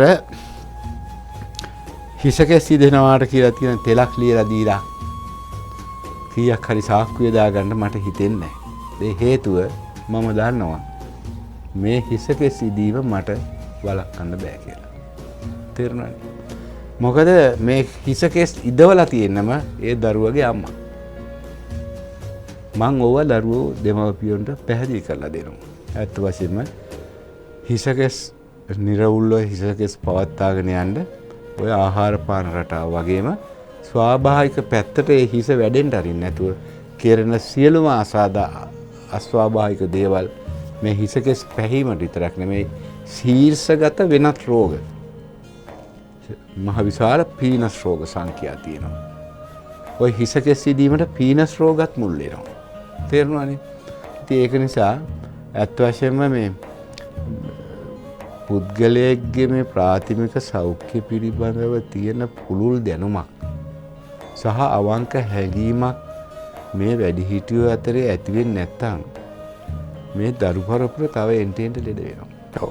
වෛද්‍යතුමනි දැන් අපි හිස ගැන කතා කර හිටියේ. හිසකෙස් පැසීම පිළිබඳව කතා කරමින් හිටියේ. නමුත් මේ වන විට අපි දැකලා තියෙනවා මේ හිසට තෙල් සම්බාහනය කරන ප්‍රමාණය අඩුයි. සමහර විට අපි තෙල් ගන්න නැතුව තමයි ඉන්නේ. වෛද්‍යතුමනි මේ තෙල් කියන එක දැන් අපි පොල් තෙල් ගත්තාම කියන පොල් තෙල් දාන්න එපා ඔලුවට කියලා ඒ වගේ මති මතාන්තර යනවා. සමහරලාට වෙන වෙන තෙල් වර්ග වෙළඳපොළ විසින් අපිට හඳුන්වා දෙනවා පොල් තෙල් වලට වඩා මේ තෙල් සුවඳයි ගුණයි කියලා. වෛද්‍යතුමනි කොහොමද නිවැරදිව තෙලක් අපේ හිසට සම්බාහනය කිරීම සඳහා හිසට ගැල්වීම සඳහා තෝරගන්නේ? දැන් මෙහෙම දෙයක් තියෙනවා. ඖෂධ සංස්කරණයේදී ඒ ඖෂධයේ නිසි ප්‍රමිතිය ලබා ගන්න ඒ ඖෂධ සංස්කරණය කරන වෛද්‍යවරයා හුඟක් මහන්සි වෙනවා. පාක අවස්ථාව නිසි ලෙස සකසා ගන්න. පැහැදිලි කරොත් වෛද්‍යතුමනි. පාක අවස්ථාව කියන්නේ ඖෂධයේ ශරීරයට ගුණ දෙන විදිහට සිද්ධ වෙන පළවෙනිම අවස්ථාව. ඒ කියන්නේ මේක ඖෂධයේ අපි තෙලක් කියමු. මේක හිඳලා යනකොට ඕක තෙල හිඳීමේදී පාක වර්ග තියෙනවා. තේරුණානේ? සමපාක, මෘදු පාක, සමචික්ක පාක, ඕම එක පාක වර්ග. ඒත් හිසට දාන තෙලක් සමපාකයට හිඳින්නේ. ඒ සමපාක අවස්ථාව තෙලේ කොයි වෙලාවෙද ඇති වෙන්නේ කියන එක ඒකට අවධානය යොමු කරගෙන මේක හදන වෛද්‍යවරයා තමයි දන්නේ. තේරෙනවනේ? වෙන කෙනෙක් දන්නේ නැහැ මෙන්න හරි මේ අවස්ථාවේ දැන් තෙල බාන්න ඕනේ කියලා. එතකොට මහා පරිමාණයෙන් ওই ඖෂධ නිෂ්පාදනය කරනකොට හුඟක් වෙලාවට ඔය පාක ක්‍රම සහ ඔය ආදි ක්‍රම කියන ඒවා ඔය ගණන් ගන්න නැතුව වෙළඳ අරමුණුම ඉස්මතු කරගෙන මේක පබ්ලික් කරනවා. එකක්. දෙවැනි එක තෙලේ ප්‍රසන්න සුවඳක් තියෙන්න පුළුවන්. අපි හිතමු හිසට දාන තෙලක් ගැන අපි හිතලා මේ තෙලේ මේ ගඳනේ කියලා අපි කියනවා. ඒතකොට තවත් මහත්තයෙක් කුප්පියක් ලස්සනට පැක් කරලා අරන් ආවිලා කියනවා මෙන්න මේ තෙල. වාණ්ඩකෝක හරි ගඳයිනේ. මේක හරි සුවඳයි. මේක අපි අලුත් විදිහට නිර්මාණය කරලා මේක ගන්න. හරි. අපේ වෙදකමේ තියෙන මූලික සිද්ධාන්තයක් තමයි රසය, ගන්ධය යම් ඖෂධයක පලායත් නම් ගුණය පෑල දොරින් පලා ගොස් අමාරය කියලා. හරි. ඒ කියන්නේ කරවිල ගෙඩිය තිත්ත රසයෙන් කෑවොත් කරවිල ගෙඩියේ ගුණපණ තියෙනවා. ඒක තිත්ත නැති කරන්න යොදන ඇඹුල් වර්ග යොදලා කරවිල ගෙඩිය කෑවොත් ඒ කරවිල ගෙඩියේ තියෙන ගුණය ගිහිල්ලා ඉවරයි. හරි. අන්න අර තෙලත් ඒ වගේ තමයි. ස්වාභාවික ගන්ධය ඒ තෙලේ තියෙන්න ඕනේ. ඒකට වෙනත් සුගන්ධයක් එකතු කරොත් අරකේ ගුණය යනවා. ඒතර අපි මේ තෙලක් වශයෙන් දානවා කරන්න දෙයක් නැහැ. ගුණයක් නැහැ. ඒක නිසා තම තමන්ගේ ගම් පළාත් වල වෙද මහතුරු ඇතිනේ. වෙද මහතුරු ගෙවල් වල තෙල් හිඳ ගන්න. මම කියන්නේ ඉතින් ඔය වගේ කෙනෙක්ගෙන් සිට අවශ්‍ය තෙලක් ලබා ගන්න ජනප්‍රිය රැල්ල දිගේ වෙළඳ දැන්වීම වලට ආකර්ෂණය වෙලා එහෙම කියන්නේ ඒක තුල අත් වශයෙන්ම ස්වාභාවික දේ ලැබෙන්නේ නැහැ කියන එක මම කල්පනා කරනවා. නමුත් ඇවිල්ලා ඒව තුලත් හොඳට වැඩ කරන මිනිස්සු ඇති. තියෙන්න ඉන්න පුළුවන් නැත්තේ නෑ. අවංකව හැංගීමෙන් යම් යම් වෙළඳ ද්‍රව්‍ය නිෂ්පාදනය කරන පුද්ගලයොත් ඉන්න පුළුවන්. කොහොම නමුත් හිසට තෙලක් දානවා නම් පොල් තෙල හොඳ නෑ කිව්වට පොල් තෙල තමයි එදා ඉඳන් මේ හිසට දැම්මේ. ওই පොල් තෙල් වලට සැවැන්දර කෑල්ලක් අරවා මේවා දාලා තියාගෙන හිසට ගෑවා මිනිස්සු. ඊට අමතරව ඔය කීකිරිඳිය වගේ જાති කුඹුර වලින් නෙලාගෙන ඇවිල්ලා නෙල්ලි එහෙම જાති කොටලා ගෘහස්තවත් අම්මලා තෙල් හදාගත්තා. ඒ කාලේ ගම් මට්ටමේ හිටපු වෛද්‍යවරුත් ඉස්සර තෙල් හදලා දුන්නා. ඉස්සර තෙල් දැමිලි ඊටම හොඳයි. මම පෙර කිව්වා ඉසේ රෝග ගැන අංශ භාගය දක්වා. ඒ වගේ හිස කර වෙන්න දෙන්නේ නැතුව මෘදුව හිස සබා ගැනීම සඳහා හිසට තෙල් දැමීම ප්‍රත්‍යක්ෂයි. දේශීය වෙදකමේ ස්වස්ථ පුද්ගලයෙක්ගේ හිසට තෙල් ප්‍රයෝග කරන්නේ කොයි විදියට කියලා වෙනම පරිච්ඡේද තියෙනවා. ඊට පස්සේ ඉස්සර තෙල් දානකොට වර්තමානයේ ඉස්කෝලේ යන ළමයෙකුට තෙල් ඉස්සර දාගෙන යන්න බෑ අපි පිළිගන්න ඕනේ. ඔෆිස් එක වැඩ කරන මහත්තයෙකුට ගිහිලා තෙල් ඉස්සේ දාගෙන AC එකක් ඇතුලේ ඉන්න බෑ අපි පිළිගන්න ඕනේ. මම නිර්දේශ කරන්නේ එයාගේ නිමාඩු දවස් වල උදේ පාන්දර තෙල් ටික ඉස්සර දාලා හොඳට තෙල් පොගන්න ඉස්සර දාලා තෙල් කොණ්ඩේ උඩට කරලා වාතාශ්‍රයෙන් බැඳගෙන තමන් ගෙදර ගෘහස්තව තියෙන වැඩක් වලක් කරලා 11:00 වෙනකොට ඉස සෝදලා නාන්න.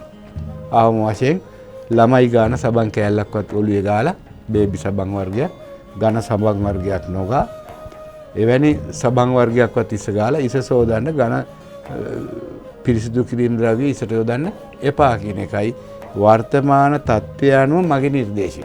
නිසා ඉසට තෙල් දාන්න වැදගත්. කුමන හෝ තෙලක් තල තෙල් පොල් තෙල් නරක නෑ ඉසට. එදා ඉඳන් දාගෙන හිටියන හොඳ කළු කැස් නේ තිබ්බේ. දැන් මේවා නරකයි කියන කාලේ ඔක්කොම ඉදිච්ච කැස් තියෙන්නේ. එහෙම නේද? වරලසේ දිග ප්‍රමාණයන් වරලස ආභරණයක්. කාන්තාවකට වරලස ආභරණයක්. ඇයි කොණ්ඩේ කපලා තියෙන්නේ? ප්‍රශ්නයක් නිසා. කොණ්ඩ තියෙන්නේ ඇයි? හිතනවාද ඒක මොඩලයක් කියලා. ඒක ප්‍රශ්නයක්. හැම කාන්තාවක්ම ප්‍රිය දිග වරලසකට. හැම කාන්තාවක්ම දිග වරලසක් දකිනකොට පිරිමියෙක් ඒ වරලස දිහා බලනවට ඉස්සරින් කාන්තාව තමයි ඒ වරලස දිහා බලන්නේ. මොකද ඒක එයාගේ ආභරණයක් ඉඳලා. ඒ නිසා හිස කියන එක ඉතා වැදගත් ස්ථානයක්. හිස ආවරණය සඳහා යොදලා තියෙන හිස කෙස් ඉතාම ආභරණයක්. ඒව සංරක්ෂණය කරගන්න, පෝෂණය කරගන්න තමන් හිතලා මතලා වැඩ කරන්න ඕනේ. වෛද්‍යතුමනි තවත් ඒකම සැබඳෙන කාරණාවක් තමයි මේ හිස් සොරි උකුණන් ආදී කොටගත් මේ හිසේ නිරෝගීකම වළක්වන්නට හේතු වන විවිධාකාරයේ සත්ව කොට්ටාශ හට ගැනීම. වෛද්‍යතුමනි මේක ඉබේම හටගන්න දෙයක්ද එහෙම නැත්නම් කාගෙන් හෝ ආසාදනය වන දෙයක්ද පොඩ්ඩක් පැහැදිලි කරමු. ඉස්සොටි කියන දේ නම් කායින් කාටවත් බෝ වෙන රෝගයක් වශයෙන් කොහෙවත් සඳහන් වෙන්නේ නැහැ. ඉස්සොරි කියලා මම පෙර සඳහන් කරා කිව්වා අවභාෂණී සම පුපුරු ගහිලා කැඩිලා යනවා. සුස් ගන්නකොට ආය වැවෙනවා, ආය කැඩෙනවා, ආය වැවෙනවා. ඒක තමයි මේ වැඩේ. ඒ ඉවත් වන සම් කොටස ඌර්ධව ගත වෙච්ච ශාරීරිකව ඌර්ධව ගත වෙච්ච උෂ්ණත්වයේ ප්‍රතිඵලයක්. හීට් එක උඩට යනවා වැඩි. ඒ නිසා තමයි හැදෙන්නේ. උඩට දෙනවා වැඩි. ඒකෙන් ඉස්සොරි ඇතිවීමට අමතරව ඉසේ නොයෙකුත් ලෙඩ රෝග ඇති වෙනවා. ඒතර එහෙම කට්ටිය නිතරම ওই උෂ්ණ අධික ආහාර පාන කන්න නැතුව බඩ විවේකයක් කරලා කඳ සුද්ධ කරගෙන ඇඟ නිවෙන බෙහෙතක් හේතක් පාවිච්චි කරපුවාම ඉස්සොරි යනවා. ඕකට තෙල් දදා හිටියා කියන එක ස්ථීරසාර දෙයක් නෙමෙයි. තෙලක් ඒකට යොදන්නේ අමතර වශයෙන්. නමුත් කඳ සිසිල් කරලා කඳේ ත්‍රිදෝෂ සමතාවයට ඇති කරගත්තාම ওই තත්ත්වය ඉබේම පැහැලා යනවා. උකුණන් හිසේ තිබීම උකුණා කියන සතා පිරිසුදු හිසක ඉන්න කැමති සතෙක් නෙමෙයි. ඌ ඉන්න කැමතිම අපිරිසුදු හිසක තමයි. ඒ නිසා හිස පිරිසුදු කිරීම වැදගත්.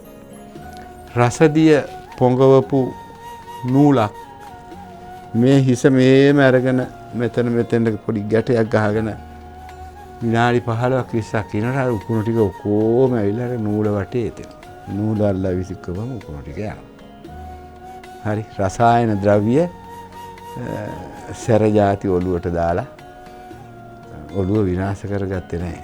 වෛද්‍යතුමනි අර රසදිය කතාව මට නැවතත් ප්‍රශ්න කරන්න හිතෙනවා. මේ රසදිය දැන් අපි දන්න විදිහට බොහොම විශේෂයිත ද්‍රව්‍යයක්නේ. මේ ක්‍රමය කෝ විදිහටද භාවිතා කරලා තිබෙන්නේ? වෛද්‍ය උපදෙස් ලබාගත යුතු කාරණාවක්ද වෛද්‍යතුමනි? කාරණාවක් රසදිය සම්බන්ධ කතාවක් ඔබතුමන් කිව්වා. රසදිය නූලක ගාලා නූලක රසදිය ටිකක් ගාලා ඒක මෙහෙම ඔළුව දිගේ තවර ගන්නවා. නූල බැඳලා තියෙනවා. ඒක ආයි කාටවත් වසක් විසක් වෙන්නේ නැහැ කී කියනකොට. අර රසදිය නූලට අර ඉන්න උකුණු ඔක්කොම ආකර්ෂණය වෙලා එල්ලෙනවා. නූල ඇදලා දාපම උකුණු ටික ඔක්කොම යනවා. නූලට එනවනේ ඔක්කොම ටික. උපදෙස් ලබා ගන්න කියලා ඒක ගාගත්තා කියලා කාටවත් ඇලර්ජික් වෙන්නවත් වෙන මොනවත් වෙන්නේ නැහැ. තේරෙනවනේ. ඉතින් මේ ඒ වගේම තවත් නොයෙකුත් බෙහෙත් වර්ග තියෙනවා හිස ගල්වන්න. නාන්ටි ඉස්සෙල්ලා හිස ගල්වන ඔය හොඬ පර කියලා පර මහ විශාල ගෙඩි වාතයක් ඇලදොල ගංගා ආශ්‍රිතව හැදෙනවා. ඔය පර ගෙඩි කඩලා තම්බනවා. තම්බලා ඒවා බාල්දිය වල දාගෙන තමයි ඒ කාලේ නාන්ට යන්නේ.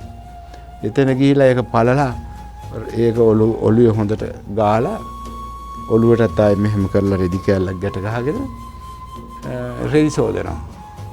ඒ තියෙන රෙදි ඔක්කොම සෝදලා වේලෙන්ඩ ගල් වල වනලා ඔළුව සෝදලා නාලා තමයි එන්නේ. ඒකෙන් හුඟක් වෙලාවට ඉස්සොරි ಜಾති ඔළුවේ ඉන්න කෘමීන් ඉසේ රෝග නැති වෙලා ඉසකෙස් දිගට ඇදිලා අර ඉසකෙස් සුදු වෙන ඒවල් නැති වෙලා ඉසකෙස් ආරක්ෂා කර ගන්නවා. ඒ ඔළුවට සාත්තුවක් දෙනවා කියන්නේ ඒවා. හිසට සාත්තුවක් දෙනවා කියන්නේ. හිසට සාත්තුව ගන්න ඉස්සෙල්ලා හිත නිරෝධායනය කර ගන්න ඕනේ. හිතේ කුණු කන්දල් පුරවගෙන ගිහිල්ලා හිස මසාජ් කරහට වැඩක් වෙන්නේ නැහැ. තේරෙනවනේ. ඉස්සෙල්ලාම සිත නිදහස් කර ගැනීමෙන් තමයි සිතට ලැබෙන ලොකුම හිසට ලැබෙන ලොකුම සාත්තුව ලැබෙන්නේ. මම පෙර කිව්වා වගේ ජහජරාව කාලා අපේ රක්තය අපවිත්‍ර කරගෙන ඒ අපවිත්‍ර රක්තයෙන් මනසේ සෛල සංවර්ධනය වෙනකොට ඒ අපවිත්‍ර ලේ දරන්නා තුල පිරිසුදු සිතුවිලි පහළ වෙන්නේ නැහැ. නිතරම අකුසල් සිතුවිලි කිසි හරි කෙනෙකුට හිංසා පීඩා කරන මහා වැරදි සිතුවිලි පහළ වෙනවා මේ දූෂිත රක්තයෙන් මනස පෝෂණය වුණාම. ඒක අපිට දැන් පේනවනේ පාරේ යනකොට පොඩ්ඩක් මොටර් සයිකලේ ත්‍රිවිල් එක හැප්පුණාම ඌත් බයිනවා මූත් බයිනවා. පට්ට කුණු හරප කියාගෙනත් බයිනවා. ඉස්කෝල ළමයිත් යනවා. අර හැප්පිච්ච හේතුව හොයන පොලිසියට ගිහිල්ලා හරි මහත්මා ගති ලක්ෂණයකින් ඒ අනතුර නිදහස් කරගෙන දෙන්න දෙපැත්තට යන්නේ නැතු. අන්තිමේදී බලනකොට රුපියල් 100ක් 150 200ක් වැඩි වුණත් රුපියල් 1000කින් නැවත ප්‍රතිසංස්කරණය කර ගන්න පුළුවන් සුළු අනතුරක්. නමුත් එතනදී ඒ දෙන්න හැසිරිච්ච ආකාරය දිහා බලපුවාම ඒ මිනිස්සු දන්නා දුර්න මිනිස්සෙක් ඒ මාර ත්‍රිවිල් එකේ යනවනම් කවදාවත් උගේ ත්‍රිවිල් එකේ තා යන්නේ නැහැ. ඒ විදිහට ආත්මයම කෙලසගෙන තමයි අර පොඩි දෙයට බැනගත්තේ. ඉතින් එතනදී හුඟක් වෙලාවට එහෙම දේවල් සිද්ධ වෙන්නේ අර මිනිසුන්ගේ රක්ත පාරිශුද්ධතාවය නැති නිසා. ඔය ඉස්සර වචනෙට හරි කියන්නේ පර වැඩක් කරපුවම ඕකගේ ලේ හොඳ නැහැ කියලා. ආන් ඕක සෞඛ්‍යයට එකතු වෙන්නේ ඔන්න ඔය අපිරිසුදු රක්තය, ඇසිඩ් බහුල රක්තය, දෝෂ බහුල රක්තෙන් මේ මොලේ සෛල සංවර්ධනය වෙන්න නිසා. ඒකට පිරිසුදු රක්තය ඕනේ. තේරුණානේ? ඉතින් ඔය හුඟක් වෙලාවට බණ භාවනා කරන හාමුදුරුවරු සහ වෙනත් ආගම් වල ඉන්න පූජකවරු හුඟක් වෙලාවට ඔය හුඟක් මස් මාංශ ආදීන් ඈත් වෙන්නේ. ඔය ඇඟේ ලේ පිරිසුදු තියාගන්න ඕන නිසානේ. කිල්ල කියන්නේ ඒකනේ. කිල්ල කියන්නේ කුණ. මේ ලේ වලට කුණ එකතු වෙයි කියන නිසා තමයි මේ මස් වර්ග යම් යම් දේවල් කිරි වලට හරණය කරලා තියෙන්නේ.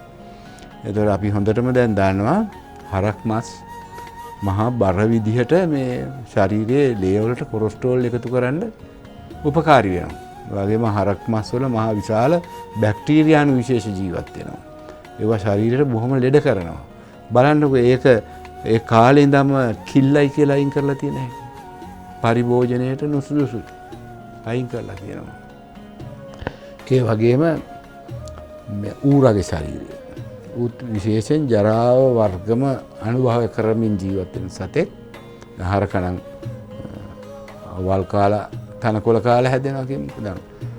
ඌරා වෙනුවෙන් නිර්මාණය වෙච්ච වෙනම ඉන්ද්‍රියන් ශරීරයේ තියෙන ආත්මාව. දැන් ඒකෙන් ඔය කන අසුචි අරම ෆිල්ටර් වෙලා තමයි ඇඟට යන්නේ. ඒක දාන්නවා මිනිස්සු. නමුත් වෛද්‍යතුමනි තියෙන කන්නේ අසුචිනේ. ඔව්. ඒක නිසා ඒ ඌරු මසත් කිලි මසක් වශයෙන් අයින් කරලා දාලා තියෙනවා. දැන් ඉතින් ඒව ඔක්කොම පිරිපහදු කරලා කන ක්‍රමනේ දැන් තියෙන්නේ. කියන්නේ. ඔව් වෛද්‍යතුමනි තව අපි කතා කරමු ඉදිරියට මේ පිළිබඳව බොහොම වැදගත් කාරණාවකින් තමයි අපි විරාමයේ ගන්න සූදානම් වෙන්නේ. විරාමයෙන් අනතුරුව අපි මේ ආහාරවල සුරක්ෂිතතාවය අපි කොයි විදිහේ ආහාර තෝරාගත යුතුද කියන කාරණාව දැන් කතා කරපු කාරණාවත් එක්කම සම්බන්ධ කරගෙන ඉදිරියේදී කතා කරමු.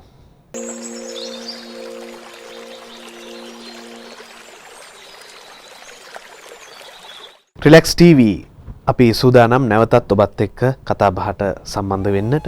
අපි කලින් කතා කරමින් හිටියේ මේ ආහාර වර්ග පිළිබඳව ලේ දූෂණය වීම පිළිබඳව තමයි වෛද්‍යතුමන් දිගින් දිගටම පැහැදිලි කළේ. එතුමන් පැහැදිලි කරන ආකාරයට මේ ලේ දූෂණය වීම නිසා තමයි අපේ මේ සියලුම ලෙඩ රෝගයන් වලට මූලික හේතු වෙලා තිබෙන්නේ. ඉතින් අපි ලේ පිරිසිදු කරගත යුතුයි. ලේ පිරිසිදු කරගත්තොත් අපේ නිරෝගීකම ආරක්ෂා කරගන්නට පුළුවන්. වැඩි දුරටත් ස්ථාපිත කරගන්නට පුළුවන්. අපි බලාපොරොත්තු වෙන රිලැක්ස් ලයිෆ් එකකට අවශ්‍ය කරන මාවත එලිපෙහෙලි කරගන්නට පුළුවන් වෙන්නේ මේ හේතුව නිසා. වෛද්‍යතුමනි ඔබතුමන් පැහැදිලි කළා මේ මාංශ වර්ග අනුභව කිරීම පිළිබඳව ඇතැම් සත්ව මාංශ විශේෂයෙන්ම ගව මස් එවැගේම සූකර මාංශය වගේ දේවල් භාවිතය නිසා ඇතිවන තත්ත්ව පිළිබඳව මා විරාමයකට යාමට අවශ්‍ය නිසා ඔබතුමාට ඔබතුමාගේ කතාවට බාධා කරන්න සිද්ධ වුණා. වෛද්‍යතුමනි අපි ඒතනින් කතාව ඉදිරියට අරගෙන යමු. ඉන් අනතුරු අපි තවත් දේවල් කතා කරමු. ඔව්. මාංශ වර්ගවල ශරීරයට නොයෙකුත් රක්ත ධාතුව ඒ ස්වභාවය වෙනස් කරන්න ඇති පදාර්ථ. ඒ වගේම ශරීරය තේරණ භාෂාවකින් කියනනම් ශරීරයේ පවත්වාගෙන යන ලිපිඩ ක්ෂණයකින් වෙනස් කරන්න පුළුවන් හයියක් තියෙන මස් වර්ග තමයි ඔය පරිභෝජනයට නුසුසුයි කියලා අයින් කරලා තියෙන්නේ. එතකොට මස් වර්ගම කාලා ජීවත් වෙච්ච යුගයක් තිබ්බා. පැදි යුගී, ගල් යුගී. ගල් යුගයේ ඒ මස් වර්ග අනුභව කරපු මිනිස්සු ඒ මස් වර්ග උපයා සපයා ගන්න මහ ලොකු වෙහසක් දරන්න උනා. ගස් ගල් උඩ නගින්න උනා. ඒ සත්තු පස්සේ ලාගෙන යන්න උනා. ඒ වගේ වෙහසක් එක්ක අර මාංශයෙන් ශරීරයට එන අතුරු ආබාධ සෝ අයුතු දේවල් නිෂ්ක්‍රීය කර ගැනීමේ ශක්තිය දැඩි ව්‍යායාම තුල තිබ්බා. අද බොහෝ දෙනෙක් මස් කාලා දැන් ආහාරයක් ගත්ත වහාම අපේ පෞරාණික පොත්පත්වල ස්වස්ථ ජීවිතයකට ආහාරයෙන් පසුව කෙටි දුරක් ඇවිදලා එක තැනක වාඩි වෙන්න. කෑමෙන් පස්සේ අර මුකේ තියෙන ආහාර දිය වෙලා යන්න වතුර උගුරු දෙකක් විතර බීලා පොඩ්ඩක් ඇවිදින්න කියලා තියෙනවා. කියන්නේ මීටර් ගණන් පොඩි දුරක් ඇවිදලා ආපහු Tamanට අවශ්‍ය ප්‍රමාණය වතුර බීලා තමයි වාඩි වෙන්නේ. ඒ කියන්නේ වෛද්‍යතුමනි මේ කාපු ගමම්ම වතුර බොන්න එපා කියලාද ඔබතුමා? කාපු ගමම්ම කාපු ආහාර ද්‍රව්‍ය මුඛයෙන් දිය වෙලා බඩට යන්න අවශ්‍ය ආහාර වතුර උගුරු දෙකක් තුනක් පමණයි. ඊට පස්සේ කෑම කෑපු තැනින් නැගිටලා අපි පොඩ්ඩක් ඇවිදිනවා. ඇයි අර ගලනාලයේ දිගේ මේ පහළට ආමාශගත වෙච්ච ආහාර ටික පැක්කෙන්න. ඊට පස්සේ ආපහු ඇවිල්ලා Tamanට කොච්චරද වතුර අවශ්‍ය ප්‍රමාණය බොනවා. ඕකේ තව දෙයක් තියෙනවා. දැන් පිත්තාශයෙන් ආහාරය ජීරවීමට අවශ්‍ය පිත්යුෂ ආහාරය කලා ආමාශය කලා එවලා තියෙන අවස්ථාවේ අපිට බඩගිනි දැනෙන අවස්ථාව ඈනුම් යන අවස්ථාව වුණාට පස්සේ අපි කෑම කනවා. කෑම කාලා මේ පිත්යුෂ ગેස්ට්‍රික් ජූස් එක මේ ආමාශයේ ගත්ත ආහාරات එක්ක මිශ්‍ර වුණාට පස්සේ තමයි ජීර්ණය පටන් ගන්න. ඒතර මේක මිශ්‍ර වෙන්න ඉස්සර වෙලා වැඩි වතුර ප්‍රමාණයක් අපි බීපුවාම අර ગેස්ට්‍රික් ජූස් එක බාල්දු වෙලා ජීර්ණය දුර්වල වෙලා යනවා. ඒක නිසා තමයි අර වතුර බොන ආකාරය ගැන කියලා තියෙන්නේ. අද විද්‍යාත්මකව මේ කට්ටිය සංසන්දනය කරලා බලනකොට පෞරාණිකව කියලා තියෙන දේවල් නියමයන් තුල සත්‍යතාවය මැනීම පහළ වෙනවනේ. ඇයි මෙහෙම කරලා තියෙන බලන්න ආහාරය පැක් කරනවා. ඒකේ ગેස්ට්‍රික් ජූස් එක බාල්දුවෙන් දෙන්න නැතුව ඒක එකතු වෙන්න ඉඩ අරිනවා. ඊට පස්සේ Tamanට අවශ්‍ය ප්‍රමාණය වතුර බොන්න කියනවා. ඊළඟ කාරණේ අපි කැමති කොච්චර හරි රිලැක්ස්. දැන් ටීවී channel එකෙත් අපි මේ කතා කරන්නේ රිලැක්ස් එක ගැන. කෑම කාපුවාම කවුද ඔක්කොම කැමති? පොඩ්ඩක් රිලැක්ස් වෙන්න. හරි. ඒ රිලැක්ස් එක පැය කීයක් තියාගෙන ඉන්නවද කියලා දන්නේ නැහැ. නේ? කෑම කාපු ගමන්ම රිලැක්ස් වෙන්න හොඳ නැහැ. ඒ රිලැක්ස් වීමේදී ආහාර වල තියෙන සියලුම අපද්‍රව්‍ය රක්ත ධාතු ගත වෙනවා. නිසා ආහාරය කියලා නියම කරලා තියෙන නිශ්චිත වෛද්‍ය විද්‍යාව වේලාව පැයයි. පැයෙන් පස්සේ නැගිටලා අපි කටයුතු වල යෙදෙන්න ඕනේ. මුගක් වෙලාවට මිනිස්සු ලෙඩ වෙන්නේ දවල් ආහාරයට වඩා රාත්‍රී ආහාරය. රාත්‍රී ආහාරය ගන්නේ නිින්දට යෑමේ අන්තයේදී. ටීවී බලනවා නම් බලලා වෙනත් වැඩක් පුලක් කරනවා නම් කරලා ඔක්කොම කරලා වොෂ් එක උද්දාගෙන ඇවිල්ලා ඔන්න කැම ටික කන්න පටන් ගන්නවා. කාපු ගමන් බලන්න ගිහිල්ලා හාන්සි වෙන්න. තේරෙනවනේ? ඒක නිසා රාත්‍රී ආහාරයේදී කිසිම ශාරීරික ව්‍යායාමයක් නැතුව ගත්ත ආහාරයේ තියෙන සියලුම දේවල් රක්ත ධාතු ගත වෙනවා.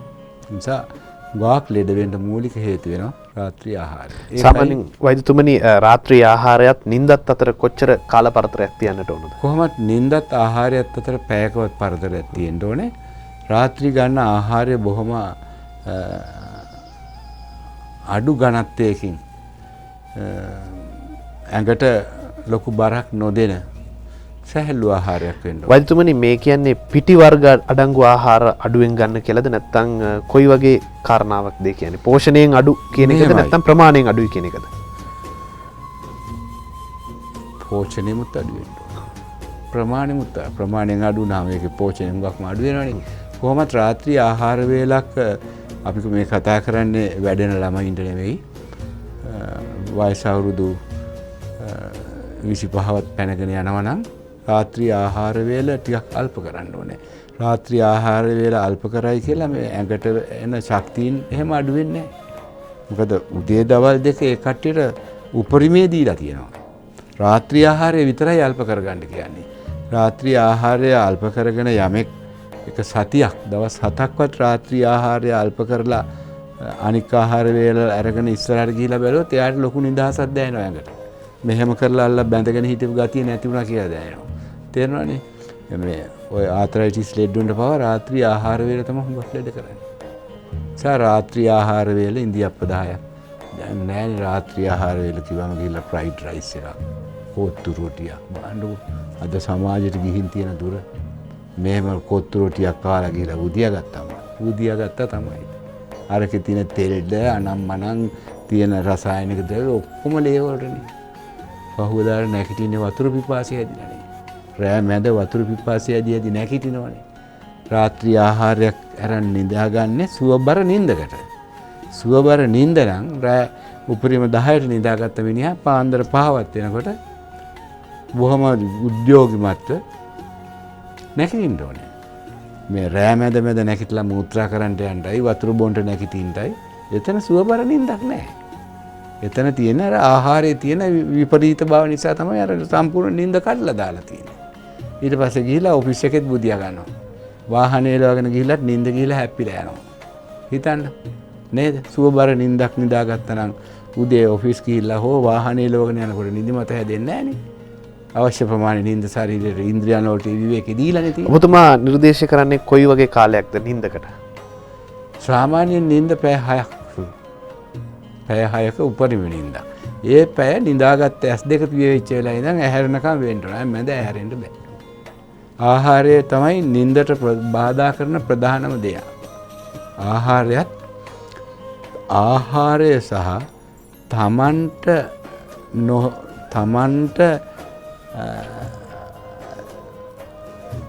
මට මතක් වෙන්නේ ඒ වචන පොත්වල තියෙන ආහාරය සහ තමන්ට නොගැලපෙන චර්යා නිසා නිින්ද නැති වෙනයි කියලා. හරි. ආහාරය නිසා නිින්ද නොයන්නේ රාත්‍රියේ නුසුදුසු ආහාරයක් ගත්තම. තමන්ට නුසුදුසු චර්යා. පණනකම් බීඩවිලා බුදියා ගත්තොත් නුසුදුසු චර්යාවක්. හරි. ඊට පස්සේ වටේ පිටේ මිනිසුන්ට මොන හරි පීඩාගෙන දෙන වංචනික වැඩ කටයුතු කරලා තිබ්බනම් ඒකට නිින්ද නැහැ. අන්න ඌ ගේ ඉන්නවා යමන් කතා කරපන් එළියට උදේ නැගිටලා එළියට යන්න බයයි උන් ගේ ඇස්ස රැකගෙන ඉඳී කියලා. නේ තමන්ට නුසුදුසු චර්යාවන් වල ඉන්න එපා කියනවා. සැහැල්ලු නිින්දක් ලබා ගන්න. බලන්නකෝ මනස බේර ගන්න මොනතරම් අපි කැප වෙන්න ඕනද කියලා එක එක මිනිසුන්ට ගිනි ගෙඩි දීලා අවිල්ලා අක්කලා සුදුසු නිින්දක් ලබා ගන්න බෑ.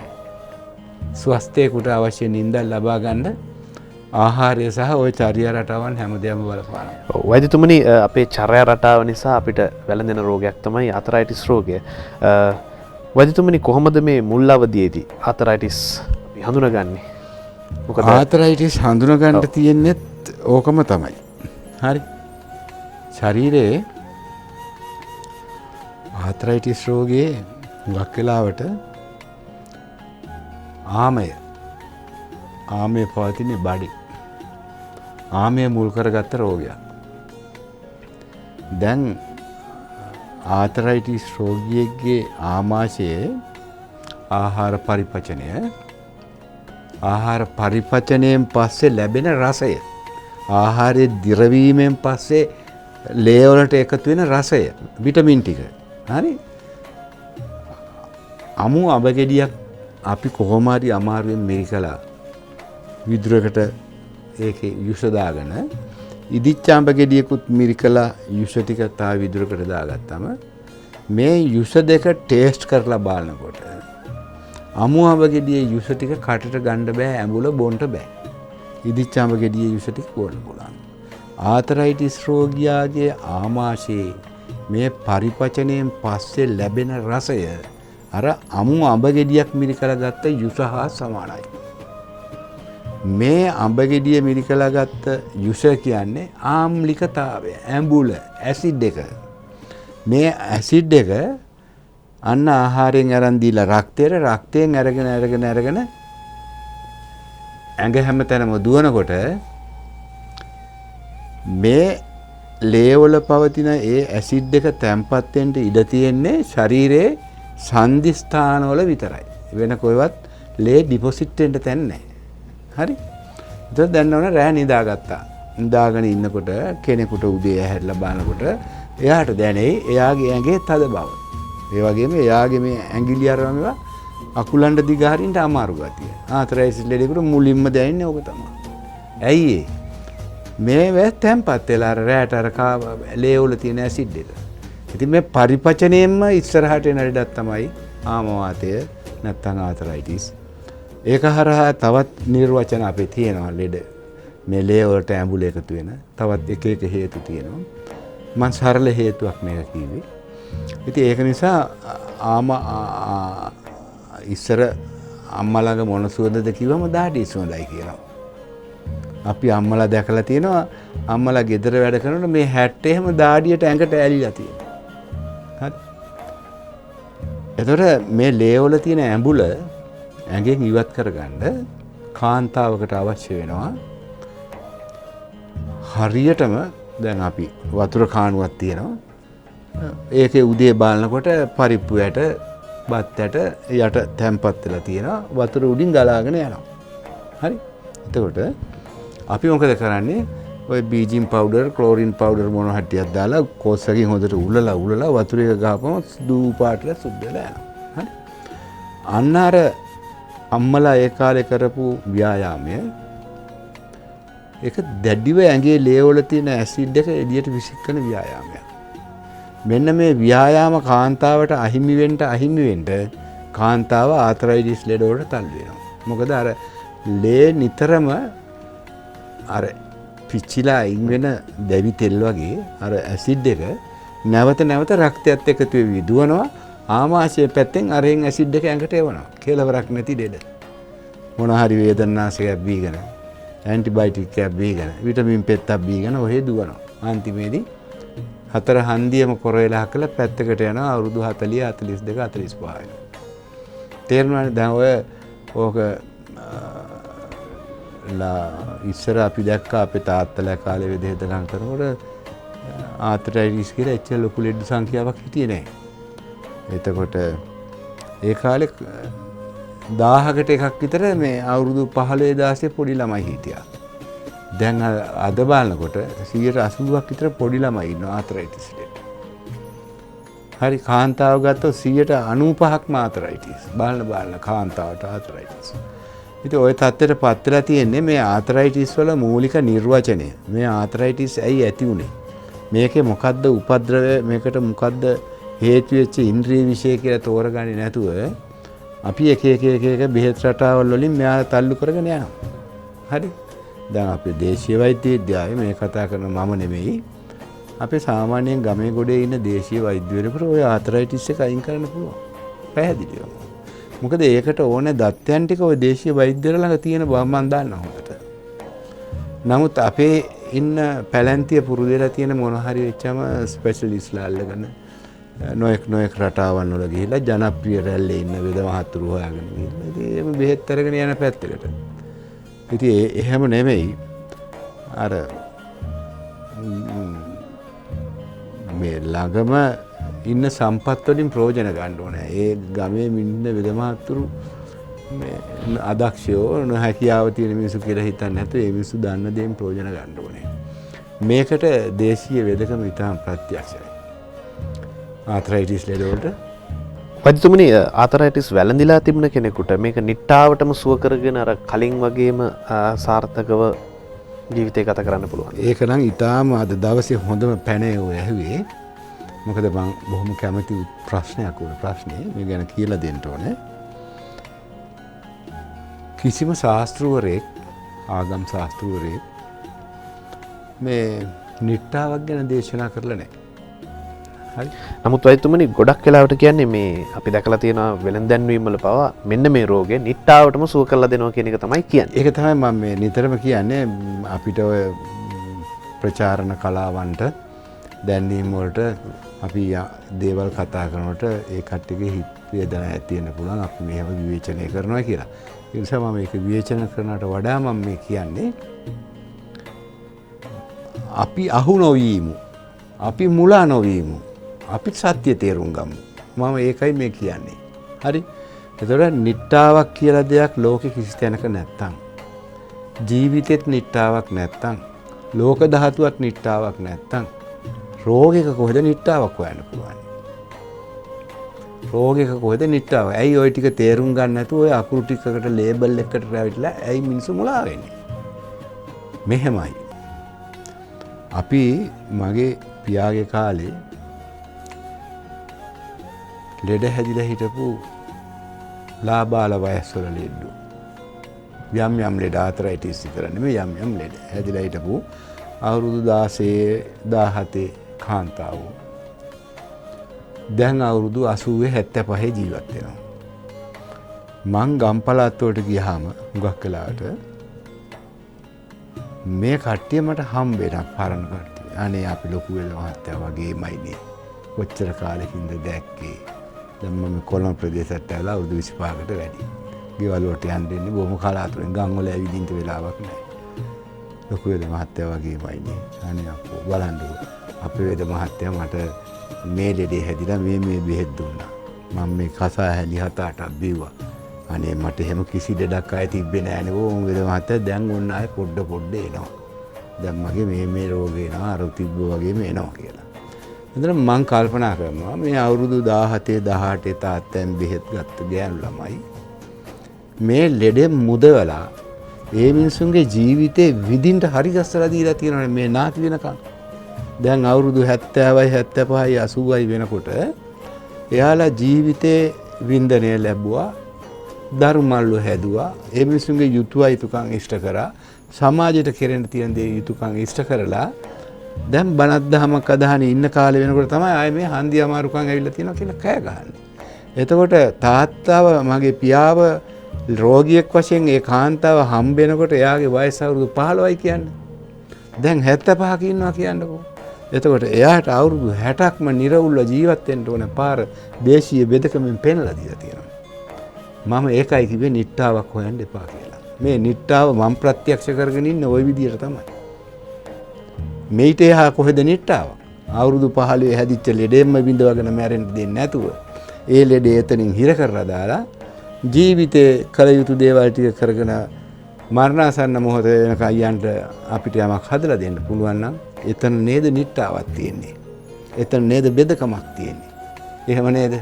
දැන් අපිට අවුරුදු 15 ලෙඩෙකුට පේන් කිලර් එක කියන්න පුළුවන් ද අවුරුදු 70ක් වෙනකන්. ඇන්ටිබයොටික් එකකින් අවුරුදු 70ක් යන්න පුළුවන්. එහෙම යන්න බැරි හැනයක් ඉඳනේ දැන් මේ මිනිස්සු කොර වෙලා ඉන්නේ දඟල. නේ මං වෙදකම් වලට දොස් කියන්නේ මම මේ ඉඳලා මගේ පපුව හිර වුණොත් එහෙම මේ මින්න මගේ මුණුගුරා වාහනේ මාව දාගෙන ඉස්පිරිතාලෙට තමයි ගිහින් දාන්නේ. තේරෙනවනේ මම මේ වෛද්‍ය විද්‍යාවන් විවේචනය කරනවත් දොස් කියනවත් නෙමෙයි. කළ යුතු දේ මොකද්ද තෝරගෙන ඒකට කළ යුතු දේ කරන්න ඕනේ. තේරෙනවනේ මේ අපි දේශීය වෛද්‍යවරු මේ අපේ රට මේ රටට අනන්‍ය වෙච්ච ආහාර පාන රටාවක් තියෙනවා වැළඳ ගමු. අපේ රටට අනන්‍ය වෙච්ච වෙදකමක් තියෙනවා වැළඳ ගමු. අපි නිරෝගී වෙමු. අපිට අවශ්‍ය වෙන්නේත් අවසානයේදී අපේ නිරෝගීකම ළඟා කරගන්නට. අපිට ජීවිතේට ලැබිලා තිබෙන ආයුෂ උපරිමයෙන් වින්දනය කරන්නට තමයි අපි බලාපොරොත්තු වෙන්නේ. හැබැයි 100%ක්ම නිරෝගීව ජීවත් වෙන්නට හැකියාවක් නැහැ. කවදා හෝ කුමන හෝ අවස්ථාවක යම් ලෙඩක් අපිට වැළඳෙන්නට පුළුවන්. අපි ආරක්ෂා වෙමු.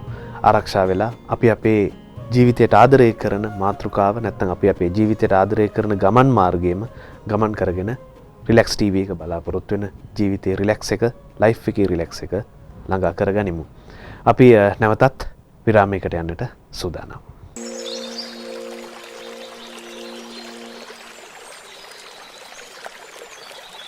රිලැක්ස් ටීවී අපි නැවතත් සූදානම් ඔබත් එක්ක තීර්ථ යාත්‍රාවෙන් ජීවක අසපුවට ගොඩ වෙන්නට. අපි ජීවක අසපුවෙන් අද අපි කතා කරේ නිරෝගීව ඉන්නේ කොහොමද කියන එක තමයි කතා කරේ. ඒ අතරතුර බහුලව වැළඳෙන රෝගයක් පිළිබඳවත් අපි කතා කරමින් හිටියා.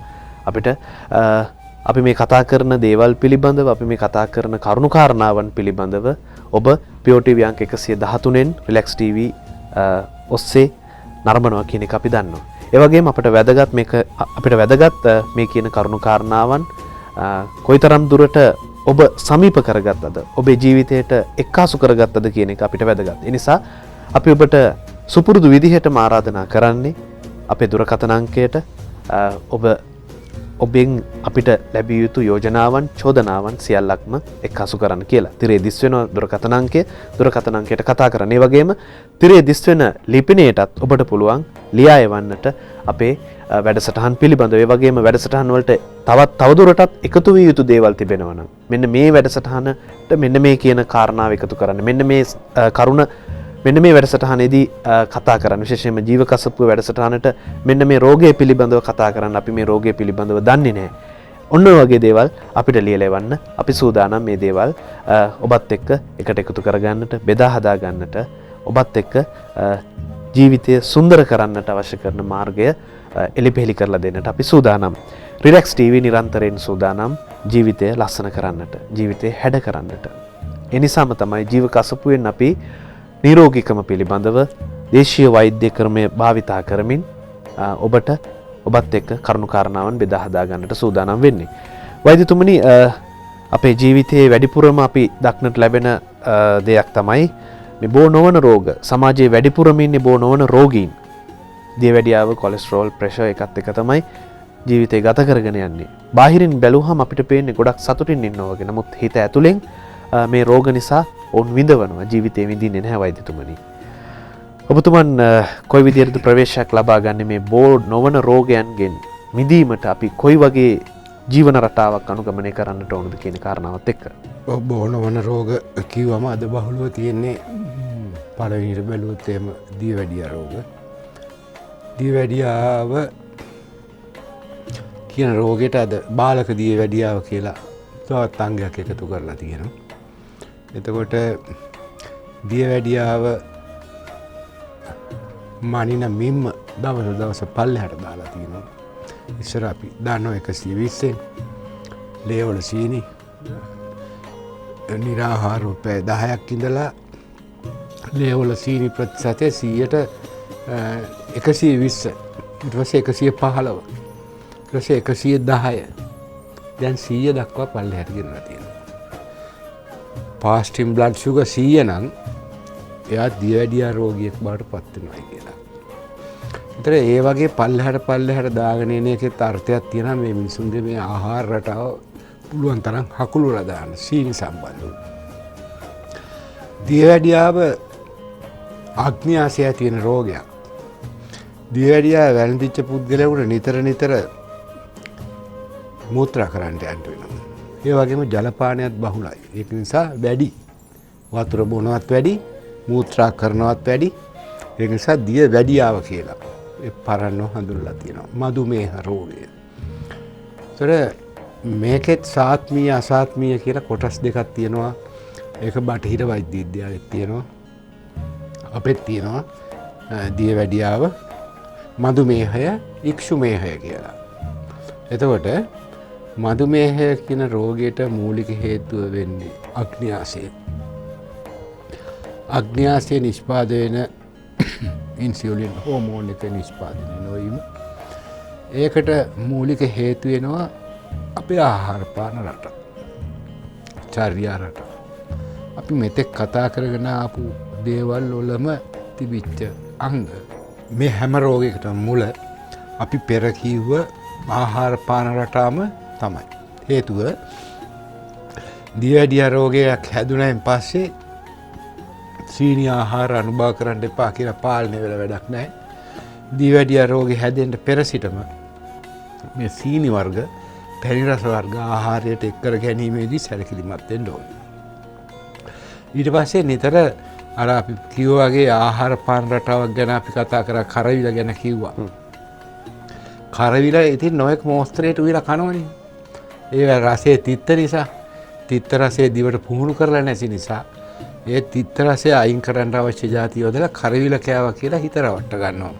නමුත් අර කරවිල ගෙඩියෙන් ශරීරයට ලැබිය යුතු දේ ලැබෙන්නේ නැහැ.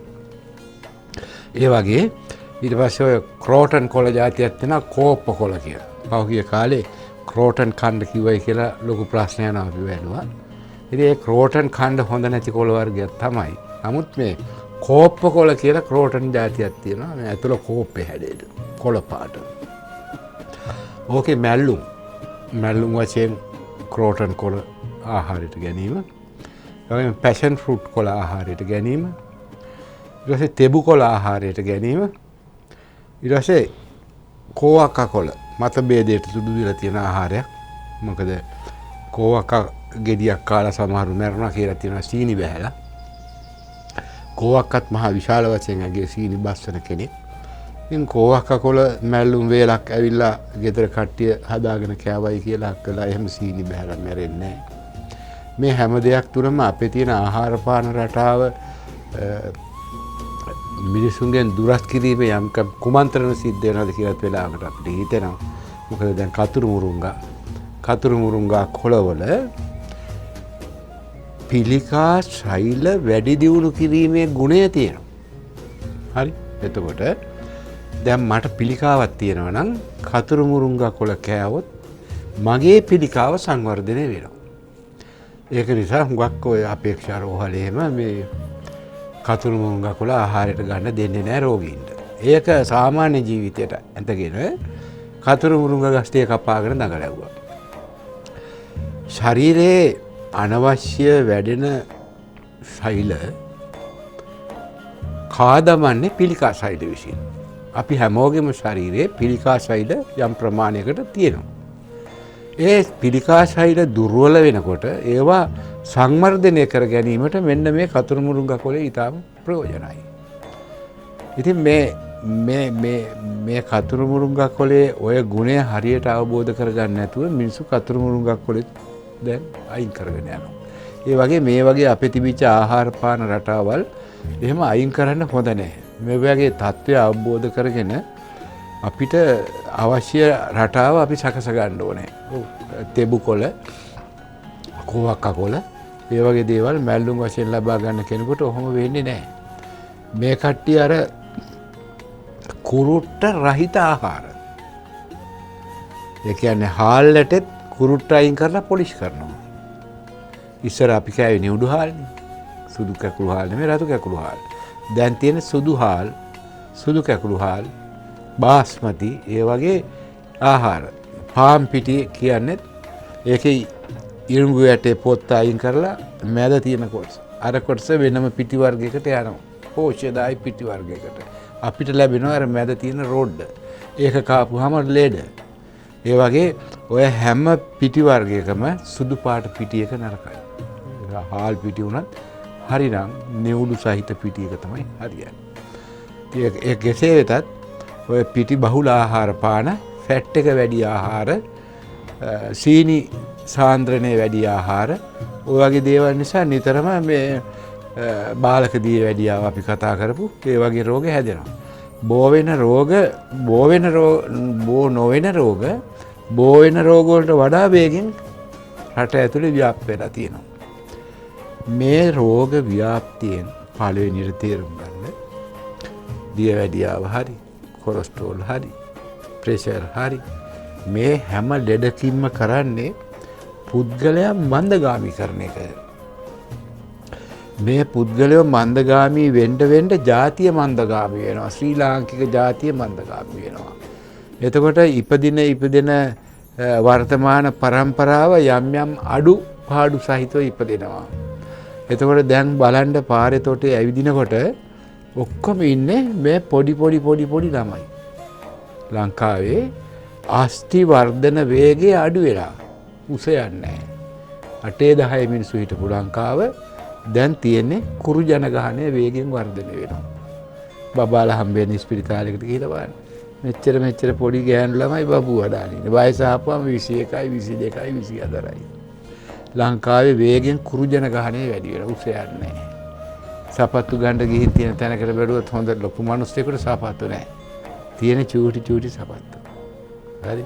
දැන් ඇඳුම් නිර්මාණය වෙන ඒවා බලන්න පොඩි ඇඳුම් එන්නේ. තේරුම් ගන්නකො ඉස්සර හිටපු මිනිස්සුයි දැන් හිටපු මිනිස්සුයි දැන් පුතාලම හිතන්නකො ඇයි මෙහෙම වෙන්නේ කියලා. අපේ අම්මලා අත්තම්මලා කියලා ඒ කට්ටිය කතා කරනකොට හොඳ 4 රියම් මිනිස්සු.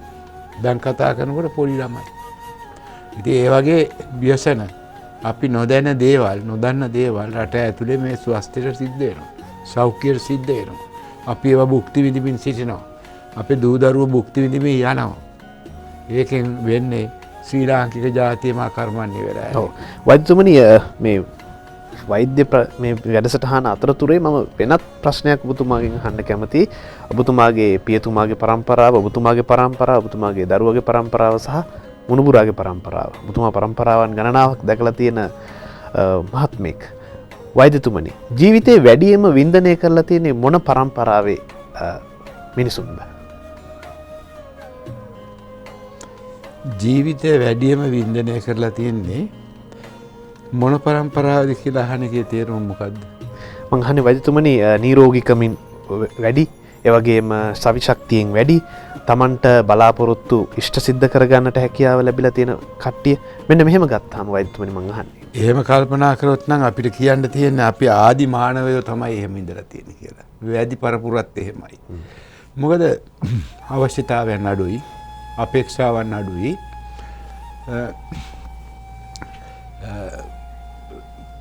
පුරුල් රටාවක් නැහැ ආහාරය සඳහා ගියා. ජීවත් වීමම ආහාරය සඳහා පමණක් වෙලා තියෙනවා. දැන් අපි ජීවත් වෙන ඊට වැඩි එහා අරමුණු ගැන දැන් එහා අරමුණු ගැන හිතාන යනකොට ඒ අරමුණු දික් වෙන්නේ විනාශයන් පිළිබඳව.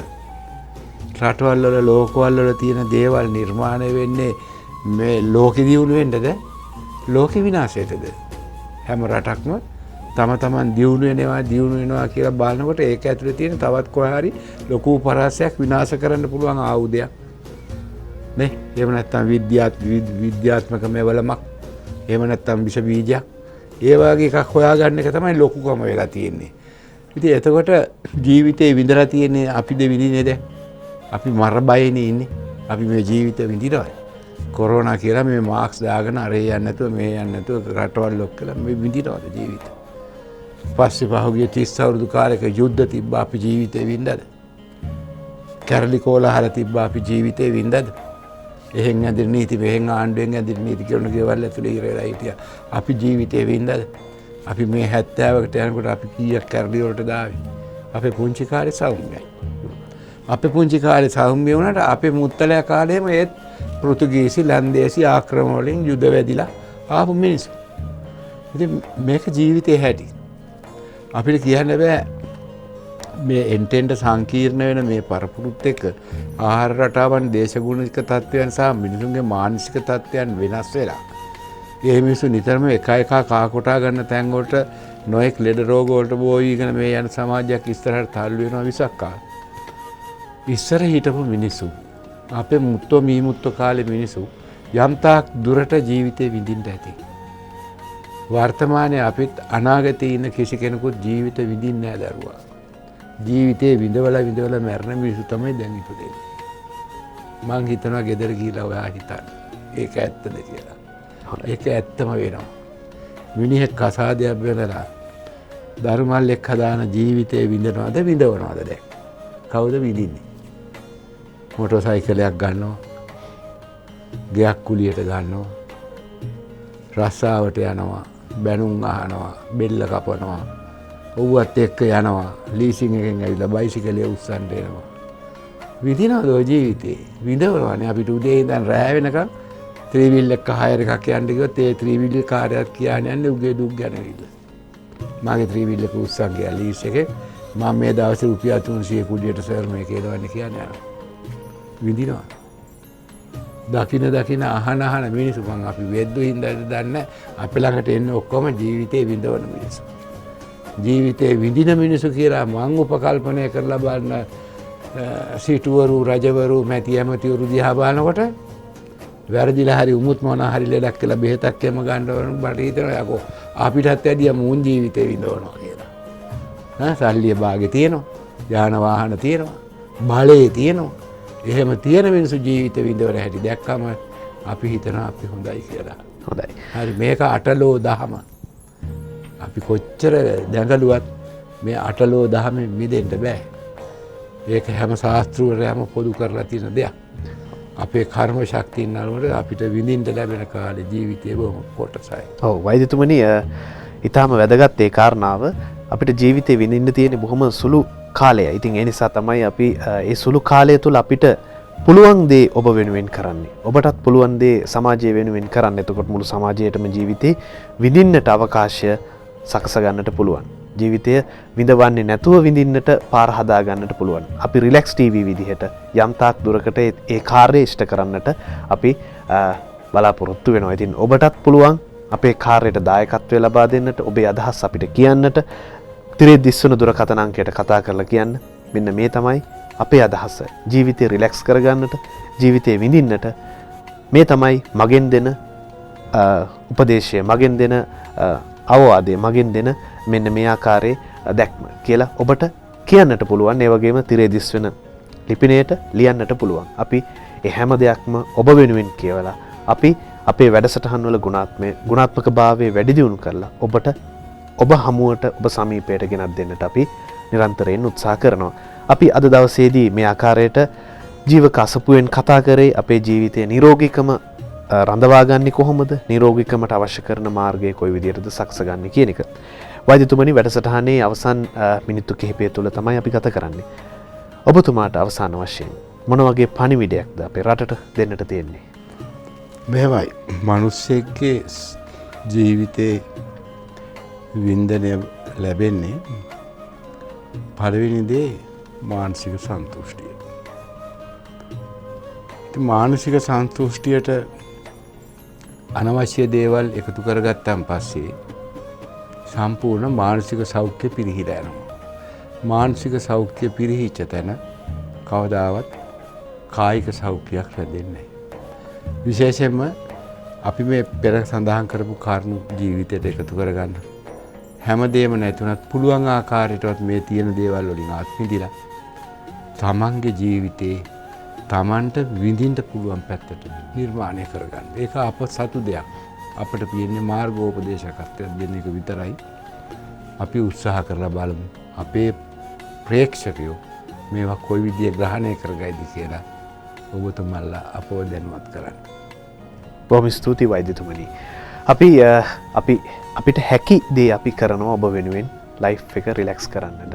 ජීවිතයට ආදරය ගෙනත් දෙන්නට ජීවිතය විඳින්නට අවශ්‍ය කරන රූපවාහිනී මඟ පෙන්වීමක් කරන්නට සූදානම්. එනිසාම අපි කලින් කතා කළා වගේ රිලැක්ස් ටීවී කියන්නේ ඔබව ඇබ්බැහි කරන රූපවාහිනී නාලිකාවක් නෙමෙයි. හැබැයි ඔබේ හදවත තුළ නිරන්තරයෙන් රැඳෙන රූපවාහිනී නාලිකාවක් බවට පත් වෙන්නට අපි අපේ වෑයම යොදන්නට සූදානම්. ඉතින් අපත් එක්ක වෛද්‍ය වැඩසටහනට සම්බන්ධ වුණු රාවණ අසපුව පෞද්ගලික රෝහලේ පාරම්පරික දේශීය වෛද්‍ය KM රණසිංහ බණ්ඩාර වෛද්‍යාචාර්යතුමන්ට අපේ හදපිරි ස්තුතිය ගෞරවය පිළිගන්නවා. ඒ වගේම වෛද්‍යතුමනි අපි යලිත් දවසක ඔබතුමන් එක්ක මේ වගේම බොහොම රසවත් බොහොම හරවත් කතා බහකට නැවතත් එකතු වෙමු කියලා ඔබතුමන්ට අද දවසේදී සමු දෙනවා.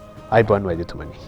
ඔබටත් නිරෝගීකම පිරුණු යහපත් දවසක් ගෙවන්නට ශක්තිය ධෛර්යය ලැබෙන්න රිලැක්ස් ලයිෆ් එකකට අවකාශය ලැබෙන්න කියලා ප්‍රාර්ථනා කරනවා.